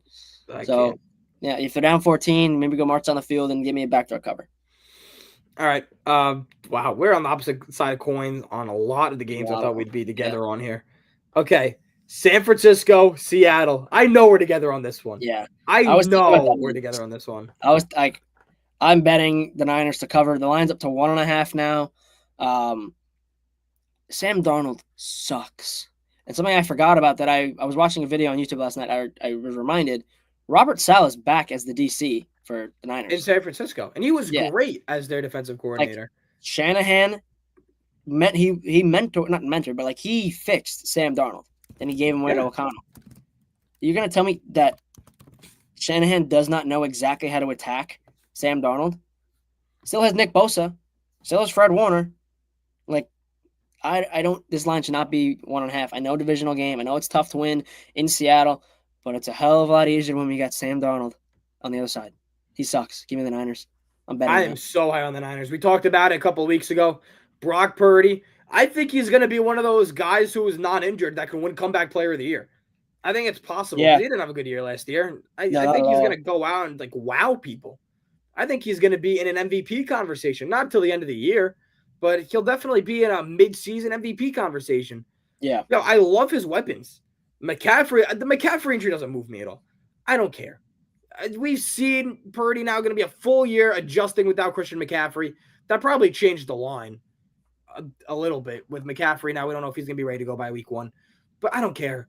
I love Sticky Ricky. I love Jawan Jennings if he's healthy and ready to go. We know Kittle's going to be the probably main pass catcher on that team.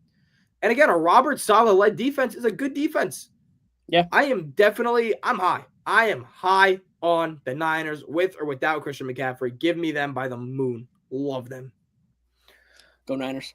Go Niners. Okay, this was probably the toughest pick. Detroit, Green Bay, Detroit 2.5 dogs. I went back and forth on this. Originally had the Packers. I changed it to Detroit. I think they're going to win the game. I don't hate that thinking, but I'm on the opposite side of the coin again. I took the Packers. I just think it's going to be tough to win the game on the road in Lambeau with two new coordinators on both sides of the ball. I'm not saying they're going to be bad. I'm not saying they're not going to keep this game close, but you give me a field goal with the Packers, I'll take it. Last year, I took the Packers in both the games against the Lions. I covered once in Detroit. The line was 3.5. They lost the game by 3. I don't even remember the first game, Packers Lions last year. It was wet. It was sloppy. It was rainy. Love got hurt. That's not going to happen this time around. Unless I don't love Jordan Love. I think he's a good quarterback. I don't think he's great, but I feel like this time of year the Packers make a lot of noise. I love LaFleur early in the year, especially against a new defensive coordinator. Give me the Packers to start off 1-0 and to cover a spread. I like Detroit for the sole reason that I don't think the coordinator change is going to get to the Lions that much. Look, Jared Goff is like an egg. You got to be really careful with him. He's an egg on a spoon. You got to be super careful with him. And Detroit had to take all the absolute right progressions to make sure he was ready to go. And I think that the new coordinators on both sides of the ball, whatever. I don't think it's as big of a deal as people are making it out to be. They lost two of the best coordinators in football. Don't get me wrong. I think Aaron Glenn, absolute stud on defense. Ben Johnson, an offensive mastermind, the best probably since Kyle Shanahan or Sean McVay. But I think that doesn't matter that much. Just because you had the absolute best, yes, you're going to get worse than what you had. But worse doesn't mean bad. When the bar is up to the moon, it's allowed to come down to the stars. You could bring it down. You could bring that bar down and still be totally fine. The coordinators didn't make the plays. They got guys open. But look, Jared Goff is a relatively easy system. Have somebody down low for him that he can dunk it off to. Every once in a while, break a big play open. You're going to set up the pass with the run with Jahmyr Gibbs. I know Micah Parsons is, an absolute dog to add to that defensive line. But you can still find ways around that. And if Jared Goff can just get the ball out of his hand early, I know he's not good when he's outside of the dome. I think he'll be fine. Yeah, I think Jared Goff will be fine. I think this team will be fine. And I don't love Jordan Love, like you said. I think he's going to be good. I think as the season progresses, he'll get much better. But I could totally see Jordan Love making a crucial play in this game that goes the other way, and the Lions end up stealing it. That's where I'm coming from. Yeah, listen, I think everything you said so far, especially about this game, I get it. I'm going the other way. But I think that if there is a time for the Packers to beat the Lions, it's week 1 when the Lions have 2 new coordinators. They just brought in their fresh shiny toy, Micah Parsons, and you have Matthew Golden as well. If they can't get it done this week, it'll never happen. And we got to keep an eye on the Parsons back problem, the spine problem. Yeah. I don't know how much of there's a world where he's not playing week 1. To be completely honest with you, I hope he never plays again. I hope he never plays a snap in the NFL ever again. Wow, why is this? The Micah Parsons. He's such a diva, bro. He's such a baby. I can't stand that. You're a D end who can't do anything in the playoffs. Shut your mouth and just go play. The podcasting and the complaining on Twitter, dude. You're not an actor. You're not a podcaster. You're a football player. Shut up. Put the helmet on. Strap up the chin strap and go tackle somebody. Everyone talks about how bad Dak is in the playoffs and how bad the Cowboys suck in the playoffs. He's part of that problem too. He's just as bad. He's horrible in the playoffs. So honestly, I hope Micah Parsons never plays in the NFL ever again. Wow, strong words for Micah Parsons. I hate it. Yep. I think he's a diva. He's such a baby. I cannot stand that guy. Yeah, and talk about the podcast, baby. Let's talk about him. Mookie Betts' podcast. He's having a terrible year. So dumb. Just play. Podcast. If you want a podcast, do it in the offseason. Do not do it. You have a game then at 7 p.m. You have to go face Paul Skeens. It's so dumb. Yep. When athletes have their own podcast, it's cool. You have your own platform. You have your own media, and you have other interests and hobbies. Do it in the offseason. Do not do it in the dude. For Micah Parsons to be complaining about the Cowboys while being in week 6, while playing for the Cowboys. It's asinine. Yeah, you tell me the locker room. I know the guys loved him. I know CeeDee Lamb and those guys all loved Micah Parsons. But you're telling me there's not some guys, especially screw your teammates. What about management? Jerry Jones was sick of the guy. You're telling me there's not guys in this organization, players or coaches or general managers or whatever title they may hold, the custodian, that watched that and said, really? In the whole contract dispute, and he's going to Twitter and he's going to his podcast and talking about it. You're telling me there's no more keeping things behind closed doors. There's really not. No, it's And sad. it's a business, and that's something that should have been kept behind closed doors because we know Jerry Jones is already a mess when it comes to the contracts. He had a terrible time with Dak, CeeDee, and Zeke trying to extend all those guys. Maybe not Dak. Dak was a little easier, but CeeDee and Zeke were tough, and he got them done. But he never even tried with Parsons. I never No, tried with him. I cannot stand, like, dude, you're an athlete. Keep the athlete stuff in. Like, I understand people Yeah. want, they want to know the behind the scenes, and I'm all for it. Like, I like knowing what goes on in the locker room and in the clubhouse, whatever, behind the scenes stuff. Do not badmouth your own owner or GM or head coach on a podcast when you're still Publicly for playing for the everyone to team. see. If you have something to say, Yeah. say it to your mom when you're gonna go home for dinner, or you're on a call with her driving back from the stadium. Do not say it for the whole world to see. I can't stand that. It's just classless. This guy, like, they gave him everything in Dallas, everything he wanted, and no appreciation at all. I hope he never plays again. Valid. Yep. I can't Podcasting. stand that stuff. I It's always so talk about it. I got ripped in the group chat for it. But yep, podcasting. Biggest distraction during the it's so season. dumb. You're not like Colin Cowherd, dude. You're not GJ and Jeremy. Put the pads on and go play. All right, here we go. Next up, we got the Rams, Houston. Rams 3.5 favorites. Closer than people think, though. I think Houston could totally swoop this one out of the Rams. That being said, I did take the Rams minus 3.5. Yeah, I took the Rams too. The main reason I did is because Stafford's playing, but that's also the Yeah. biggest question mark is how he's going to look. But I'm taking Stafford over Stroud. I think McVay is going to completely outclass D'Amico Ryans. 3 points doesn't feel like enough. I know it's 3.5 on the sheet that you're looking at, right? Like that's what we chose. I think you beat him by a touchdown. I'm not high on the Texans. I don't know why. And the defense is good. Don't get me wrong. The defense is very good, but it's Matt Stafford. You have Puka. Kyron Williams is a beast. And you have if everything fails, you have Sean McVay. And when it comes down to it, your quarterback and your head coach are the two most important pieces of any NFL franchise.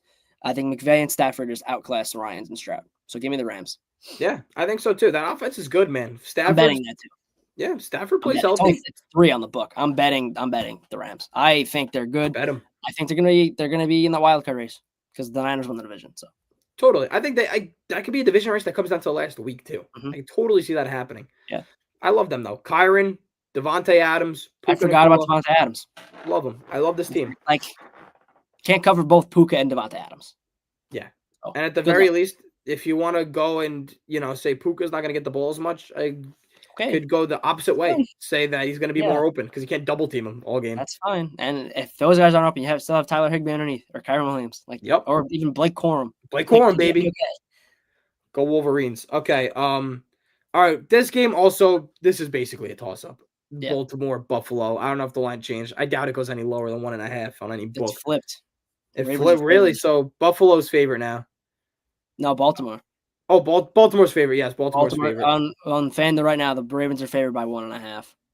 See, now if that was the case, I would have took Buffalo. I think I was just gonna take whoever wasn't favored. I took Baltimore, but dude, I don't know. I just closed my eyes and picked. I love revenge spots in sports and definitely in betting.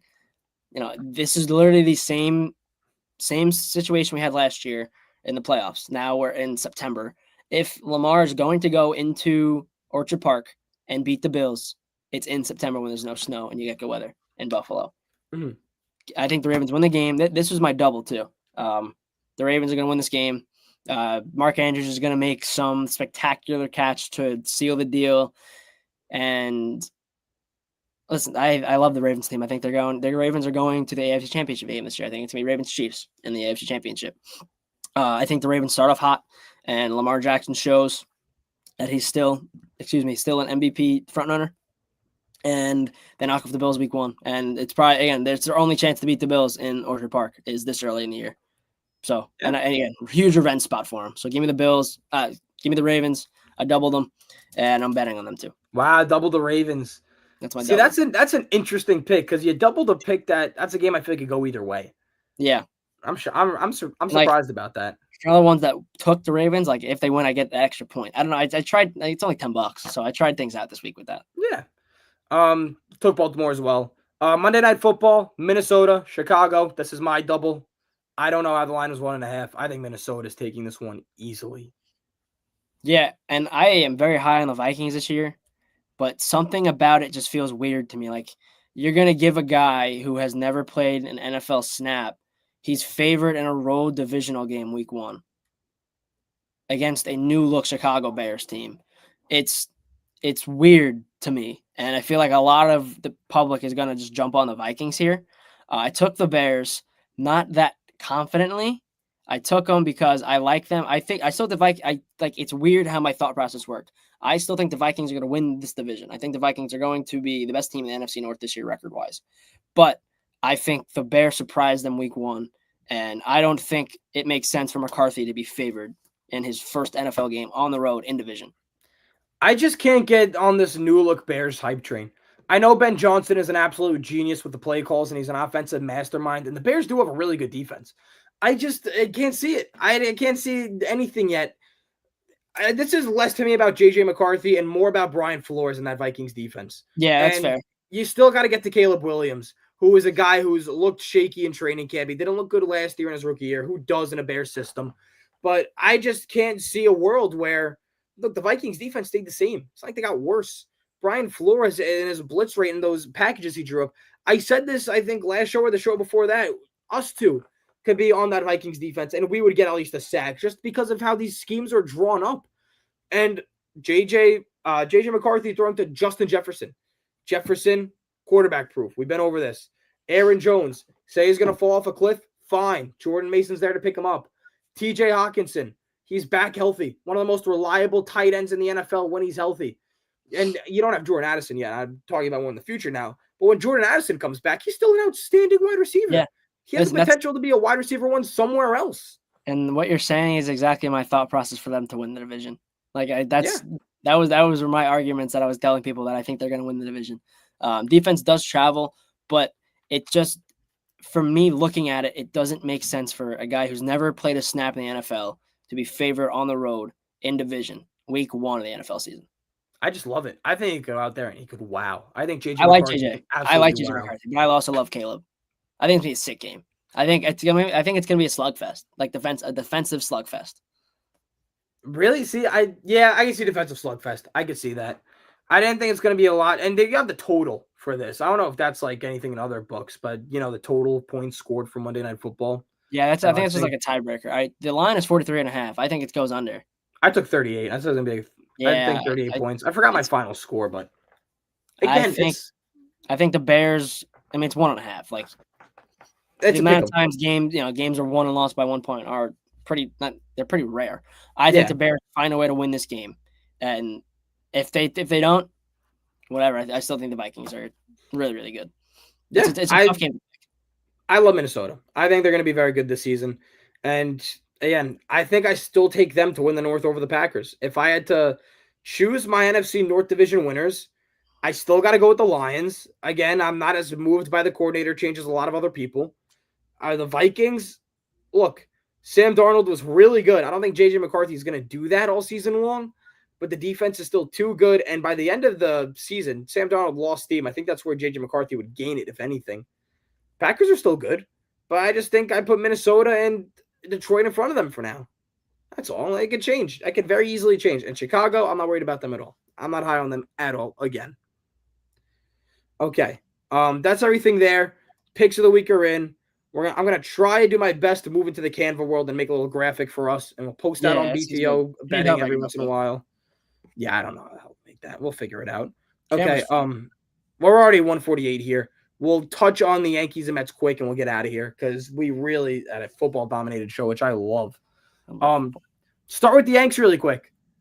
Big series against Houston. If it wasn't for poor umpiring in Game 2, Yankees had a very good chance of sweeping the Astros. Yeah, it's like, I know we came here I think 2 weeks ago, and I said, listen, win every series, and that's what they won the series. I'm not complaining about that. I don't want to come out here and say, it wasn't good enough, because it was awesome. But the sweep was literally right in front of them. Yeah. You're up 3-0, you're up 4-1, and then you just combust on defense, and the pitching just blows up in your face. And I don't understand. I've been saying it all season long. Ever since you invited me onto your podcast and we've been doing this, I have voiced my opinion of how I don't understand going back to Devin Williams in high leverage spots. What they've been doing with him recently was low leverage, bottom of the order situations where there really is no thought, just pitch and catch. That's all you got to do. Now you bring him into Houston. He walks 3 guys, walked in a run. Why is he like after the first 3 guys, yank his ass? Why Yeah. he looks horrible? Why is he still out there? Last night was a little scary.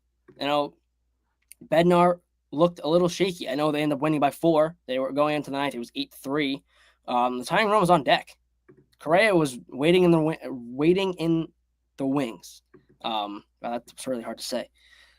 Listen, you won the series. I am not upset about that. I think Rodon threw really well. Max Fried was phenomenal on Wednesday night. Right? No, Tuesday night. Tuesday night was Fried. No. Yes, I don't know. Whatever day it was, Fried was phenomenal. Fried Tuesday. Yeah, Fried was Tuesday. Who was September 2nd. Yeah, 2nd was a Tuesday. Yeah, it was Fried Tuesday, Schlittler Wednesday, Rodon last night. I thought the pitching was really good. The starting pitching, which has been good all season, it continued to be good in Houston. The bats looked good. Judge was great. You can't say enough about Bellinger and Trent Grisham and Jazz Chisholm. Those guys, they have been the talk of the Yankees season. You cannot say enough good about those guys. And Ryan McMahon, too, 3 hits last night. One of them was a little ground ball that Pena couldn't really get to. He kind of kicked it a little bit after he dove for it, allowed Dominguez to score. You can't say enough about the guys they've brought in over the past year or two. Like, they've made the right moves. It's just the bullpen. But if they're going to put up 4, 5, 6, 7, 8 runs a game, I don't know who beats them. To be honest with you, I don't know a team who can beat the Yankees if the offense is clicking. Now, when they don't homer, they don't hit extra base hits, they don't win. What do they do in Houston? They homered. Wells goes the opposite way to left field. Stanton goes deep. Grisham, Jazz goes deep twice. Bellinger goes deep. Like, all they do is homer. And listen, it's fun to watch, but it's scary because I feel like that's the only way they know how to win baseball. Are they the best team in baseball? I'm looking at the topic list. Are they the best team in the American League? I don't know. I really don't know. I want to say yes, but the bullpen is just worrisome to me, and the way they play baseball scares me. As much as I love them and they win games, the way they play baseball night in, night out, it's scary because, any given moment they can go cold. Yeah. And they've been riding this high for a while now. And you do get scared of the conversation of peaking and you're running out of steam by the time the end of September rolls around. But, like you said, nailed it on the head. If the Yankees can live and die and live more than dying by the long ball, they're probably the best team in the American League. And I say that cautiously, obviously, because the Red Sox, even though they just lost Roman Anthony for the regular season, probably won't return for the playoffs. They're still right there on the Yankees. I still think the Blue Jays, I'm not high on them anymore. I still think the Blue Jays have fallen off of that cliff. I think the Yankees and Red Sox would beat them in a series. Detroit's been slipping. Detroit does not look that good. The Mariners, they're still a world. They don't even make the wild card. They've been slipping as well. And so the Astros. So it's becoming again back to the conversation where the American League is getting weaker at the right time for the Yankees, and they're taking advantage of it. And they just beat up on the bad teams, and you just took a huge series against the Astros. And now, like you said before we started recording, division's going to be decided this week. Yeah. I was wrong. Wednesday worn through. Schlittler's tonight. And you're going up against Kevin Gausman, who I'm going to try to get his numbers against the Yankees now. Listen, if you win every series, especially this one, you will win the division. You will be the 1 seed in the American League, at least the American League East. If they can, like you asked me, I think last week, what record-wise, what I'd be comfortable with, in the stretch of what was 12 games, now it's 9. I said 6-6, and I'd be okay if they can go 7-5, 8-4. They're in the division lead with cupcakes on the schedule coming up. Like then it feels like they have it locked up. If they can go through the next 9 games on, continuing to win. If they can go 6-3 the next 9, huge. But we have to win every series. I want to find what's this guy's face against the Yankees. Career, no. Stick with me here as I'm trying to find this. I'm staying with you. While you're trying to find it, I'll get in my point about I'll try to do research. the sandwich of importance. That's what I have dubbed this, because the Yankees just got off of a stretch of the bottom feeders of the American National League, and now you're going into your most important stretch of the season, which is going to determine where I stand on the Yankees. It's going to determine where they end up in the playoffs. And then you have the Orioles we talk about all the time, White Sox, Orioles, whoever else, the Twins, some of the worst teams in the league. And that's where the sandwich of importance comes in. You could end the season on such a high note and beat up on these bad teams, and I'm not going to care if they didn't have a good stretch against the Red Sox, Blue Jays, did good against the Astros and Tigers. And totally flips. If they do really good against all these top playoff teams and then they skate a little bit against the bottom feeders, I'm not going to look at it as impactful as one usually would, because I'm going to say, well, look what they just did against all these top teams they're going to have to run into. They're allowed to lose and drop these games. But in a perfect world, you do go 7-5. You do go 8-4 against these top playoff teams. And then when you get to these bottom feeders, it's just more cushion. And that's when you can really propel yourself above any other team in the American League at the most important time heading into the postseason. So with the current Yankees roster now, they hit 272 against Gausman, OBP at 366. They slug 530 against him. OPS just under 900. Like, dude, Judge kills him. McMahon kills him. Stanton kills him. Goldschmidt kills him. Like, this is the game you have to set the tone. They're at home too. Like, you're in the Bronx. You come back home after winning a series in Houston. Everyone's bought back in. I said it all year long how I'm not really bought into the Yankees team. I'm towing the line of being fully bought back in. I watched the game on Tuesday night with my grandma. I watched upstairs with her the whole game, all 9 innings, and like we're in. We're almost in the pool. We're we're on the first or second step of the pool. We're almost in. You win tonight. That is huge for the rest of the series because you get that first one out of the way. And so I'm going to look at the probables for tomorrow. I don't know. Let me find. I think it's more of 105 tomorrow too. Ooh. It's Hill and Scherzer tomorrow. Scherzer, baby. I feel like that's scary. I know it's Max Scherzer in 2025. His numbers aren't that great, but I think he has predominantly done well against the Yankees in his career. You have to go out there, set the tone tonight, win tonight, and then that's just a huge monkey off your back. If you can get to the bullpen. Yeah, gotta get to the bullpen. Like, they kill Gausman. Get on him early. First 2 innings, just put pressure on him, run, steal bases. I think a lot of what happens tonight is based on Jazz. I don't know how he is doing with the injury and everything, because he came out of the game last night after a weird tag play with him and Altuve. He took an at-bat. It was a terrible at-bat, by the way. Yeah. And they pulled him, put in Caballero. But, you win tonight. You win every series, man, and you have the division. Yeah, I think so. I'm not on the whole stepping in the pool type deal. I'm either going to cannonball or I'm staying out completely.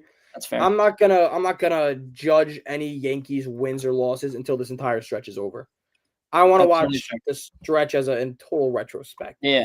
The second, if they end up hitting their 7 wins, they still have, some leeway, or 7 losses and still have some games to play, then I'll be decided a little earlier. But I'm not going to play the hot and cold of I'm in because they beat the Astros. I'm out because they lost to the Blue Jays. I'm in because they beat the Tigers. I'm out because they lost to the Red Sox. I got to watch all these series. And then after that run, that's where I'll stand on them. And then that is probably, unless something crazy happens, like they lose all games by 10 or more, or win all games by 10 or more in the year, then I think that'll be where I stand on them completely. One last thing on Devin Williams, then we'll get to the Mets, and then we'll wrap this up.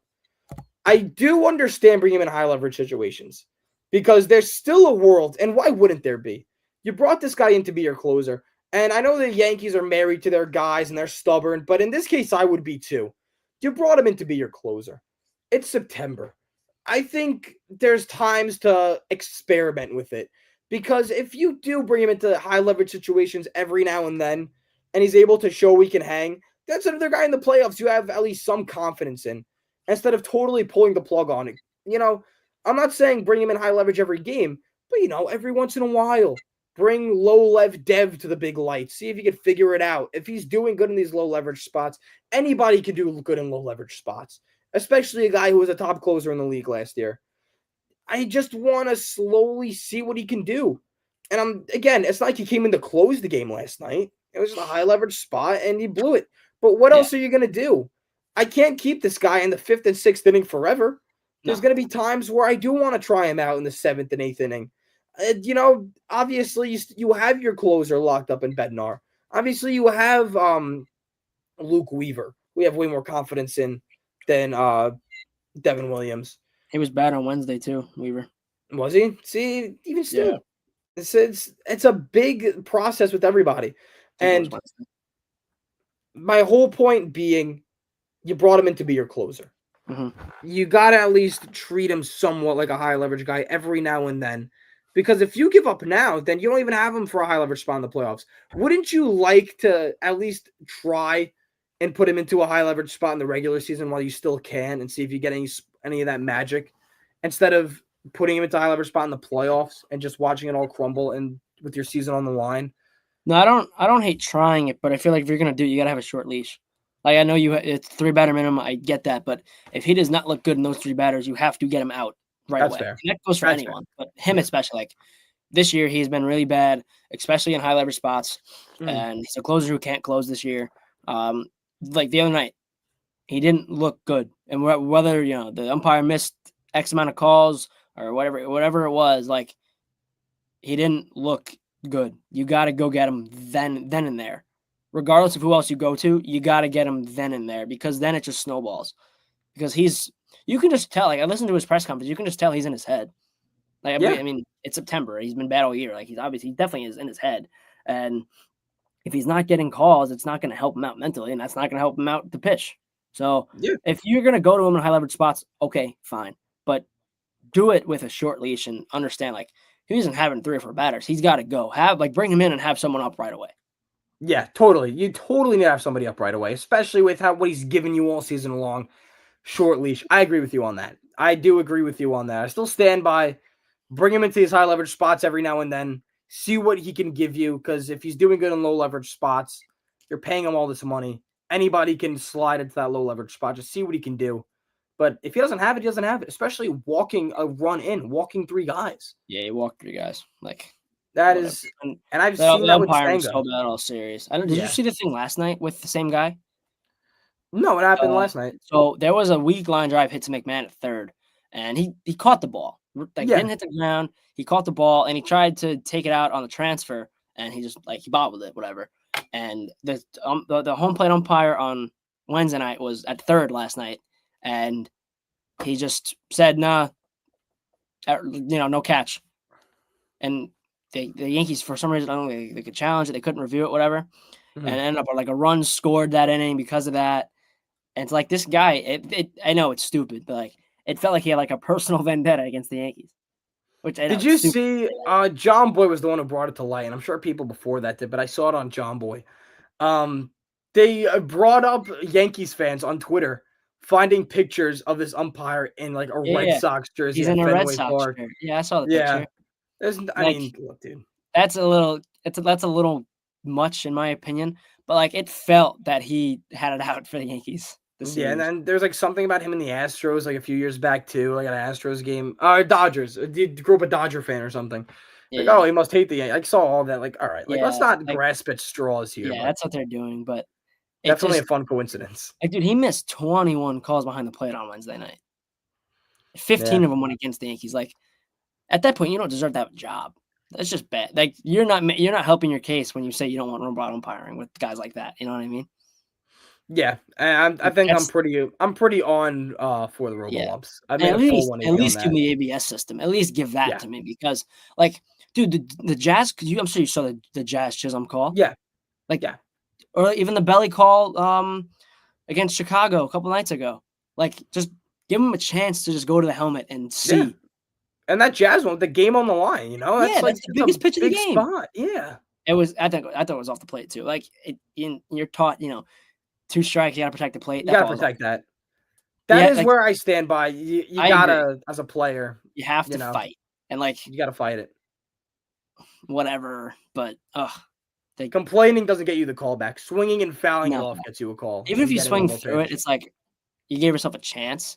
Yeah. But like if you're gonna experiment with the ABS system in spring training, you're gonna bring it to the All-Star game for the world to see, why isn't it ready for the league full time? I think it's confirmed for 2026. I'm almost positive it is. I don't It, know. if they're really like pushing for it, it should be there. Because like there's too many calls. I'm not just saying it because it's the Yankees in the limelight of it. Like there are way too many calls that are that close behind the plate, and Yeah. at least give the guy a chance to argue his case without the umpire just walking off the field. Or even Yeah. Williams. Like Williams could have used it. Like it would have Mhm. been nice to just to see it work. And I think like I don't want to say it's flawed, but like even if a little bit of the ball touches the box, like it's a strike, right? Like that's Well, how the system technically it's works. a strike. That's why I push back Yeah. against it a little bit. Like, There's got to be like a fine line. Like if it's I don't feel like any part of the ball. I have a baseball right here actually. Like I don't feel like if any part of this ball, like if it's like this, you see my like on the box. If it's like that, yeah, it's a strike. like that's stupid in my opinion. It should be like half of the ball. Like in football, any part of the ball is a first down.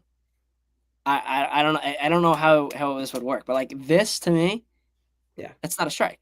It makes it This, so much harder for the hitters. yeah, because then the whole strike zone expands. If you're giving the pitchers this, that's what are you gonna do? If it's half a ball or even like a quarter of a ball, I get it, but Yeah. like a But seam, now here's the question. How do you what technology do you have to measure what half of the yeah, ball is in? You know, yeah, right. Now we're are just you ready for that? You nitpicking. know, Yeah, now we're just daydreaming because it's just going to be ABS and whatever it yeah. is, It's whatever it in a is. perfect world, it's no one complains about it. But like Perfect world to get the calls right, and you don't need robo umps. that guy was so bad, but Brian Walsh, Um, terrible. okay, let's get to Mets talk, and then we'll get out of here. It's our first ever show. It's Eclipse 2 hours. Look at us This go. is awesome. Okay. Mets, Brandon Sproat makes his major league debut tonight. Mets are 3 or 4 games. I think they're 4 games up on the Reds. I'll check right now. I have the standings up. The Mets are 4 games up on the Reds. They have a 3-game set in Cincinnati, 3-game set. Is it Cincinnati or is it at home? I think it's in Cincinnati. Yeah, it's in Yeah, Cincinnati. it's Yeah. in Cincinnati. Then you go for 4 games in Philadelphia. Not an easy stretch. Much like the Yankees with their big stretch, this is the stretch that determines the season for the Mets. Look, they looked really good in Detroit. Ryan Helsley is a huge question mark. Kodai Senga is a huge question mark. Sean Manaea has gotten to that point, even though the Mets were able to win that start. He went, I think, 3 2/3. He didn't make it to the fourth inning. Manaea didn't. He looked really bad his last time out. But look, Brandon Sproat is up. Jonah Tong will get his other role. Noah McLean has looked really good ever since he's been called up in his 4 starts. And the Mets are putting them on regular rest, the young guys. So they are totally willing to skip a Manaea or Senga start if need be, give them extra rest, try and determine what you're going to do about the bullpen. But it's totally deserved. They haven't looked good. And look, all the Mets, for Brandon Sproat to be in the playoffs, he needs someone to go down with an injury. Phantom IL, I'm sure, is on the way somewhere. But look, if Sproat, Tong, McLean are in this postseason rotation, call me crazy. I'm cool with it. Because, again, we've said it once, we'll say it a million times. They can't be any worse than what your main guys have been giving you all season long. I think if you have those 3 guys, that's like, again, not a Met fan, but like I watch enough baseball to know, like, I'd rather have those 3 than have Manaea, Senga, Peterson. And I like David Peterson, but he hasn't been good recently. Like I just feel like the injection of the youth in pro sports, like, and you bring in these highly coveted prospects, like it ignites the whole team. And like obviously, everyone loves McLean. McLean's been 4-0, a sub 2, right? Like he's been amazing. I didn't watch Tong start, but I've heard very good stuff. I heard Tong's been really good.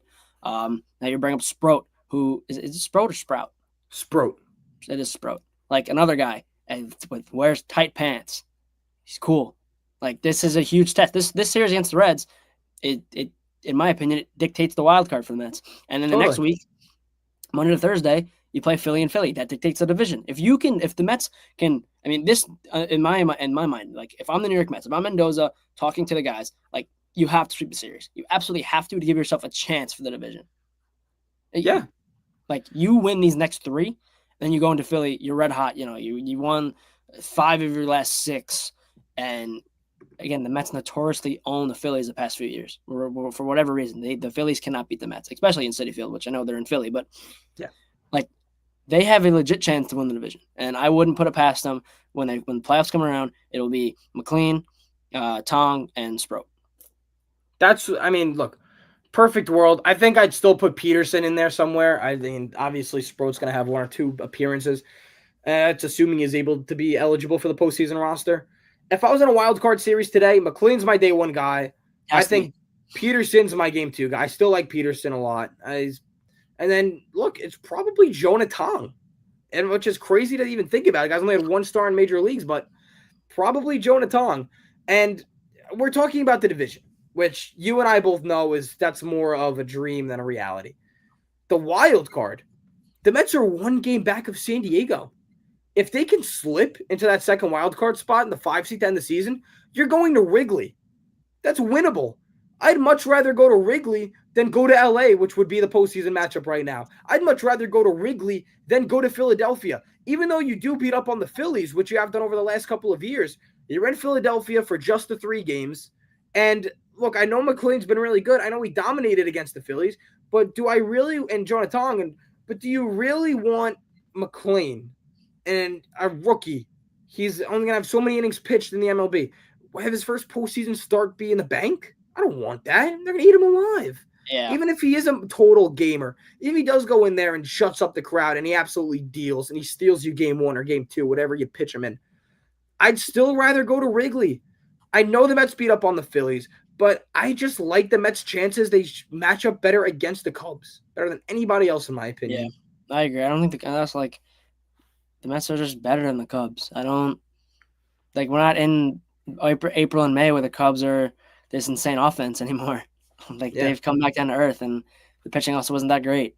Like if the Mets, I think they're going to end up being a wild card team just the way things look right now. I think Philly wins the division and whatever. Like if you told me before the season started, the Mets are the first wild card team, the second wild card team, I say, you know what? Yeah, makes sense. Probably behind Philly, whatever. But with where they started and how bad the middle of the season was for them, it hurts to be. I guess I don't want to say it sucks, but it hurts to be a wild card team with how they started and how hot they were. But like Soto's hot and Lindor, I believe, has gotten it going, and Alonso's going. Everyone's hitting right now. And my whole thing, I told you this a couple weeks ago, my whole thing with the Mets, the pitching, you can't really trust it. If you're going to put up 10 or 12 runs a game, you can beat anybody. Yeah, like the Yankees, same philosophy. Yeah. I think with the Mets, they are good. They are exceptionally good with guys on base with 2 outs. They are very, very good with guys on base with 2 outs. So, until that third out is made, at least the way the Mets are going right now, there is no easy out in that lineup. And this is the best time to get hot, early September. This is the best time for everyone to be clicking on the same page. And you got to remember, too, Francisco Alvarez is basically ready to go. Yeah. He had this thumb injury, rehabbing in AAA, fractured pinky, hit a grand slam his first game back. I think, don't want to put all my eggs in one basket here. I'm confident in Francisco Alvarez to come back up and be fine. And even if he's not, Luis Torrens, dude, I can't believe I'm talking about this guy in a positive light, because I was telling you to ship him to Mars not even a month ago when he grounded into a double play to end the game against Washington. And all of a sudden he's hitting, and he's looking good. He's hitting doubles, and he's going the other way again. The Mets are a team. I compare them to the Islanders. They play down to their competition. They lose 3 out of 4 against Miami. If you win that series, what you were supposed to do, you're in such a better spot right now, because then you are over San Diego, and then you are 3 games back of Philadelphia, and then the division is more of a conversation. But as of right now, I love the Mets' chances to go out there and take the 5 seed from San Diego, and I'd much rather have them do that than, let's say the Mets do go and win. God. What? Dude, Singer got sent down to Syracuse. Even better. You know what? He needed it. He needed it. He absolutely needed it. Yeah, well, Alvarez is back. There you go. That's what the move was. Alvarez up, Senga down.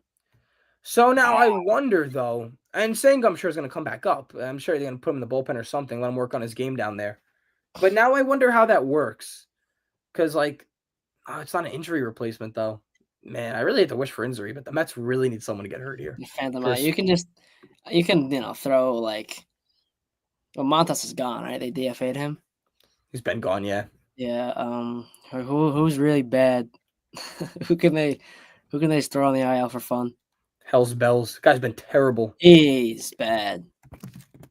Yeah. You think it's the market? Like, you think he just can't pitch in a big market? That would definitely be my biggest. There we go. There's our breaking news. Like that. That would definitely be my biggest prediction. But he's a 2-pitch pitcher though, and if he's tipping pitches, if he's tipping pitches, that's one thing.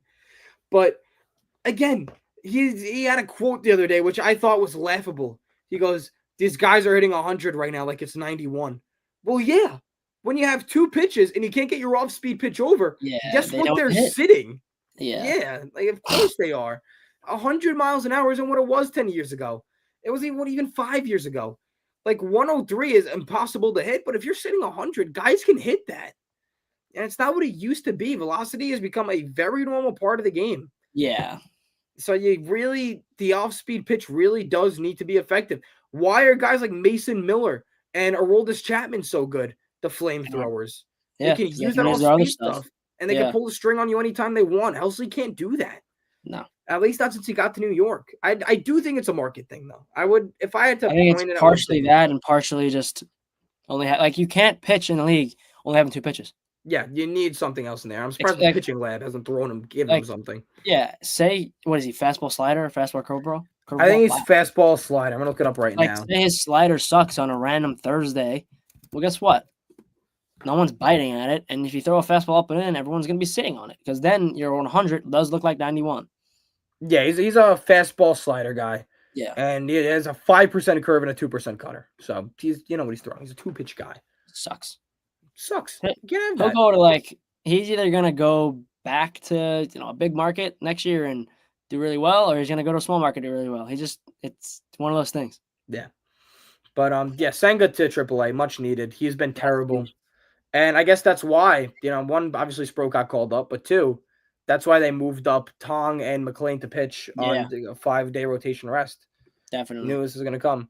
All right, that's pretty big news. Okay. I think that's everything that we covered. 2 hours, 16 minutes. We freaking ran it, dude. Wow, very good stuff here. All right, let's get out of here. Do our shout-outs.